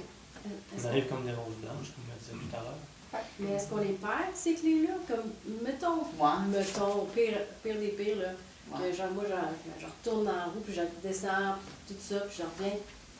Quand je vais revenir en humanoïde, est-ce que je vais les avoir perdues, les clés? Ça les retrouve. Pardon? Déjà plus. Pourquoi on les a là? Parce que quelqu'un nous révèle. Quelqu'un nous a révélé. Il faut qu'il y ait des révélateurs pour qu'on reçoive. N'importe quel maître a dû recevoir les clés par un maître. Oui, mais c'est pas avec notre âme, ça, avec notre étincelle, indéfiniment. On les perd quand on repasse dans la roue, quand on descend. Ben, c'est-à-dire qu'on n'a plus cette préoccupation-là. La préoccupation vient de Da'at ici, là, la Da'at. C'est l'intime qui appelle à remonter. Mais ils n'appellent pas toujours. Moi, j'avais une question. Il faut explorer l'univers. Ouais, moi aussi. Oui. C'est un cycle, une roue, ça équivaut à combien de fois dans l'absolu? On pourrait la faire combien de fois? Mais l'absolu n'est pas là. Non, c'est ça. C'est au-delà de la manifestation. Que dans juste le temps à clampe, peut-être tu le fais. Bon, peut-être dans une création, on peut faire une ou deux roues, mais des fois, parce qu'il y a des moments où est-ce que ça va prendre des siècles avant de passer dans le monde minéral. Gravir les échelons du monde minéral, des siècles, des millénaires. Ensuite, des millénaires pour gravir le monde végétal, du micro-organisme végétal jusqu'à l'organisme le plus évolué. Hein? Des millénaires dans le monde évolutif animal. Et puis après ça, on a 108 vies d'humanoïdes. On ne s'incarnera pas nécessairement systématiquement d'une vie à une autre vie tout de suite après. Il peut être vers des siècles de paradis entre deux existences. Okay. On a un corps physique, puis on a bien fait, on a travaillé de façon solaire parce qu'on n'avait pas d'ego, etc. Puis on est dans la publicité de l'être, puis bon, on a perdu notre corps. Et on peut passer des siècles avant de se réincarner. Et puis là, on se réincarne, puis selon la volonté de Dieu. Mais ce qui veut dire, si on a fait la gnose dans le passé, on avait les clés, ça veut dire qu'on les perd. Ben, dans le passé, pas si lointain que ça, on a fait la gnose, Ouais. puis on était tous exactement les personnes qui sont ici ensemble. Uh-huh. Parce que là, ce qu'on vit, c'est de la récurrence. Ouais. On peut juste répéter, là. On n'a même pas dépassé le stade de la récurrence actuellement. Alors, si on reçoit les clés maintenant, c'est qu'on les a déjà reçues. Mais peut-être pas aussi intégralement que maintenant. Parce que maintenant, dans l'ère du Verseau, alors ça, c'est la chance. Là. On profite de cette chance-là parce que, comme on dit, les clés sont cachées dans les autres airs. C'est juste dans l'ère du Verseau que c'est l'ère de la révélation. Alors, c'est sûr, donc on a l'opportunité, on a une chance. Il faut comprendre la chance qu'on a dans la conscience, pas la gaspiller. Dans notre incarnation actuelle, est-ce qu'on y fait ça? Qu'on peut savoir à laquelle des existences qu'on est rendu, mettons 90? Oui. Ouais. On est tous rendus à peu près dans les dernières. Parce qu'on fait partie de l'humanité actuelle. L'humanité actuelle achève. Parce que tout le monde a à peu près le même norme d'ego intérieurement. Donc, on a fait à peu près les mêmes chemins. Alors, on est dans nos dernières existences. Dernière 10, dernière 5. Maintenant, Dernière 10, 5, 20, dernière. peut-être qu'il t'en reste 7 ou 8. Ça, il faut se dépêcher. Mais c'est ça, si mettons dans les Non, 7 mais- 8, je n'ai pas réussi, puis là je Ça retourne fait- en bas, là, j'ai Ben, tout perdu. si tu fais mais vraiment ça, un travail méritoire, on va t'accorder une 109e vie. Et si tu n'as pas fini, mais tu fais vraiment un travail méritoire, on va t'accorder une 110e vie, parce que la loi est juste. Mais si, au bout de la 110e vie, tu décides de lâcher, tu ne fais plus rien, tout ce que tu as acquis, tu vas le perdre, tu retombes dans les ténèbres. C'est incroyable, c'est ça.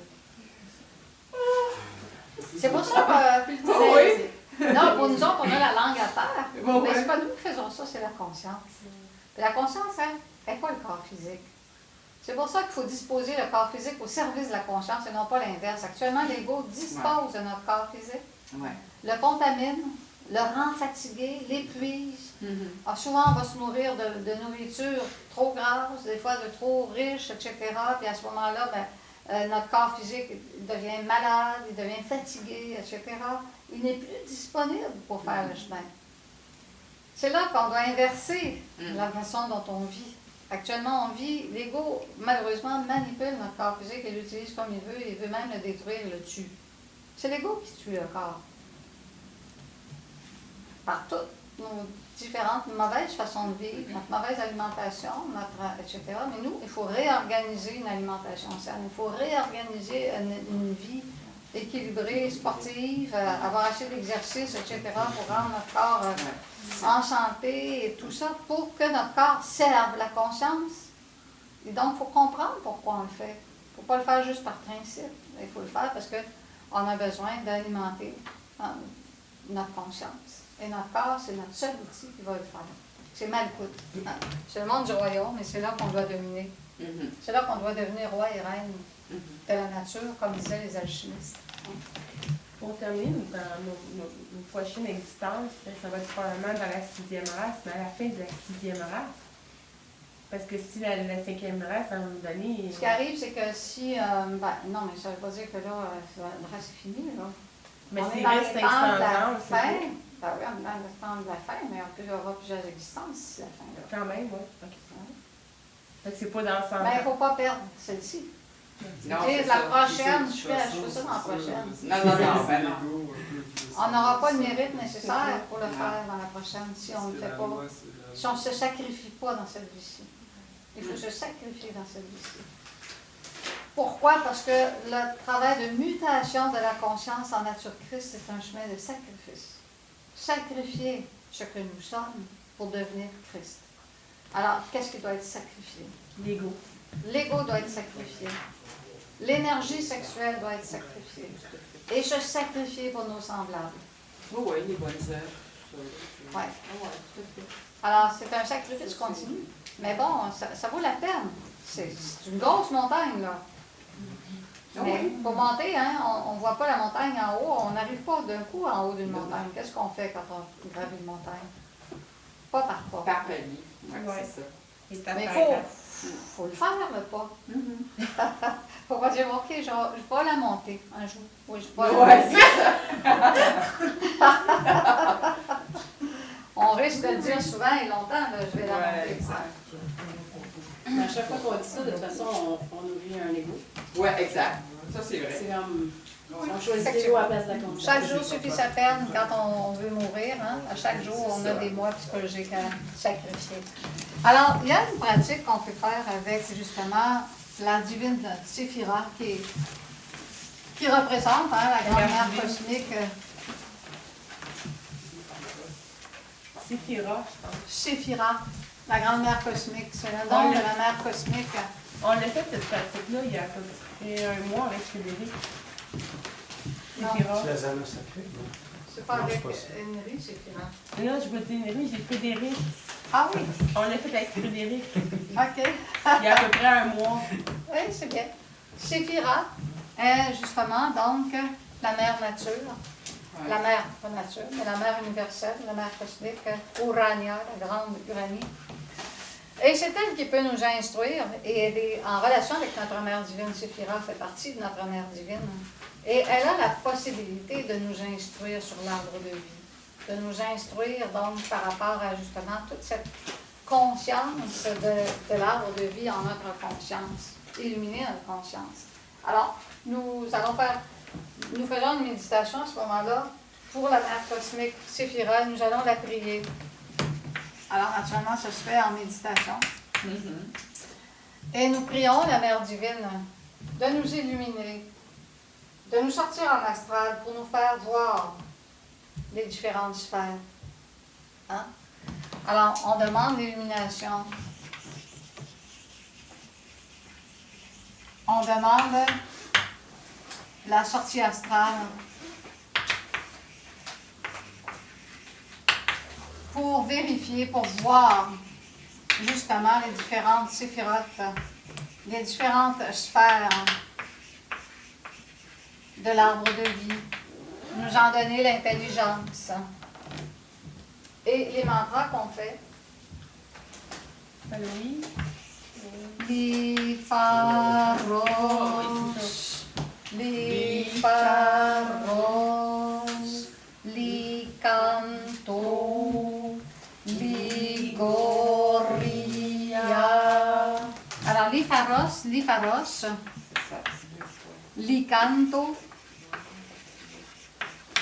Ligoria,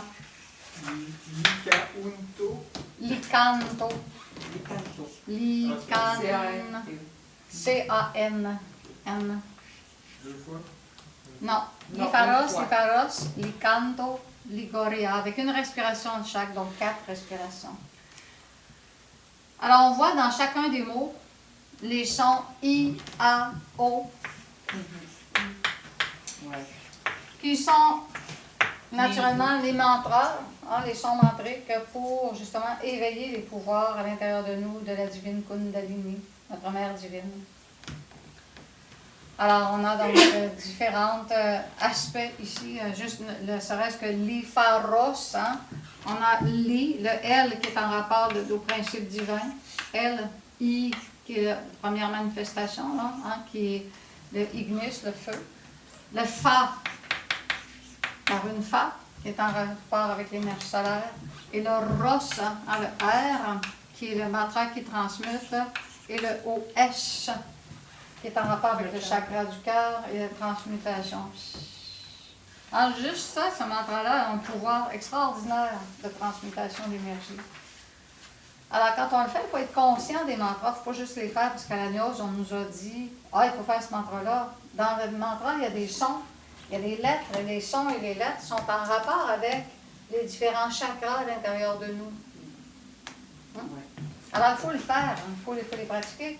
Et ici, on pratique ça donc avant de se coucher avec notre mère divine. Et après ça, on fait un exercice de sortie astrale, comme vous avez appris dans le cycle A. Ben, on va y avoir des expériences transcendantes à des niveaux vibratoires différents, dépendant de notre évolution. Mais des fois, on peut faire des expériences astrales extraordinaires qui nous donnent des chocs, qui donnent un choc dans la conscience. Alors, il faut, naturellement, quand on a ces expériences-là, Il ne s'agit pas de croire que là, on est des êtres très, très illuminés parce qu'on a sorti une fois en astral et qu'on a vu des choses splendides. Dire, oh, ben là, je suis réalisé. Si j'ai plus besoin de rien faire. Il y a des gens qui ont fait ça à la Niose. Qui ont travaillé beaucoup, beaucoup. Puis là, l'aide leur a permis d'avoir une expérience. Puis là, ils se sont sentis tellement gonflés de ça par leur orgueil. Puis ils ont arrêté. Ils se sont sentis vraiment supérieurs. Puis ils ont arrêté de faire le chemin. Hein, parce qu'on a les égos du 5 et du plus, puis les égos mythomanes. Alors, ils se sont crus pour des êtres plus avancés. Il y a même de ça, je connais même des gens qui ont créé même des écoles gnostiques basées juste sur les sorties astrales. Ah ouais. Alors, juste sur la sortie astrale, parce que là, ils ont eu des expériences astrales, puis là, c'est juste ça qui existe. Puis ils enseignent là-dedans aussi la fornication. C'est-à-dire, ils appellent ça la sexualité sacrée, mais tu as le droit d'aller à gauche et à droite, là, c'est plus tout ça. Mais ça existe à Montréal, ces écoles-là. Hein? Ça vient d'anciens gnostiques qui, malheureusement, ont capoté par certaines expériences qu'ils ont eues en astral. Alors, il faut, comme disaient les alchimistes, quand on fait le chemin, hein, il faut être un aigle volant et un crapaud rampant. C'est-à-dire bien pied sur terre. Exact. Ouais, un aigle volant veut dire aspirer à la réalité divine. À la fois être équilibré. Pour vivre vraiment dans un monde d'équilibre. C'est le monde du Tao, c'est le monde de l'équilibre.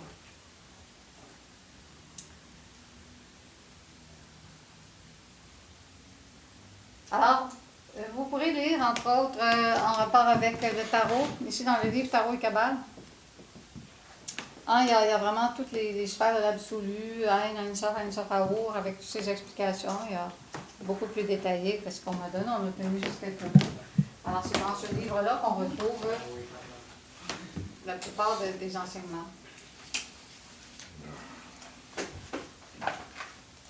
Voilà. Merci. Merci. Alors, jeudi, la projection de La Flûte enchantée de Mozart. Si vous ne l'avez pas vue, il faut venir sur le pilier d'or. C'est important. Oui, c'est ça, c'est vrai.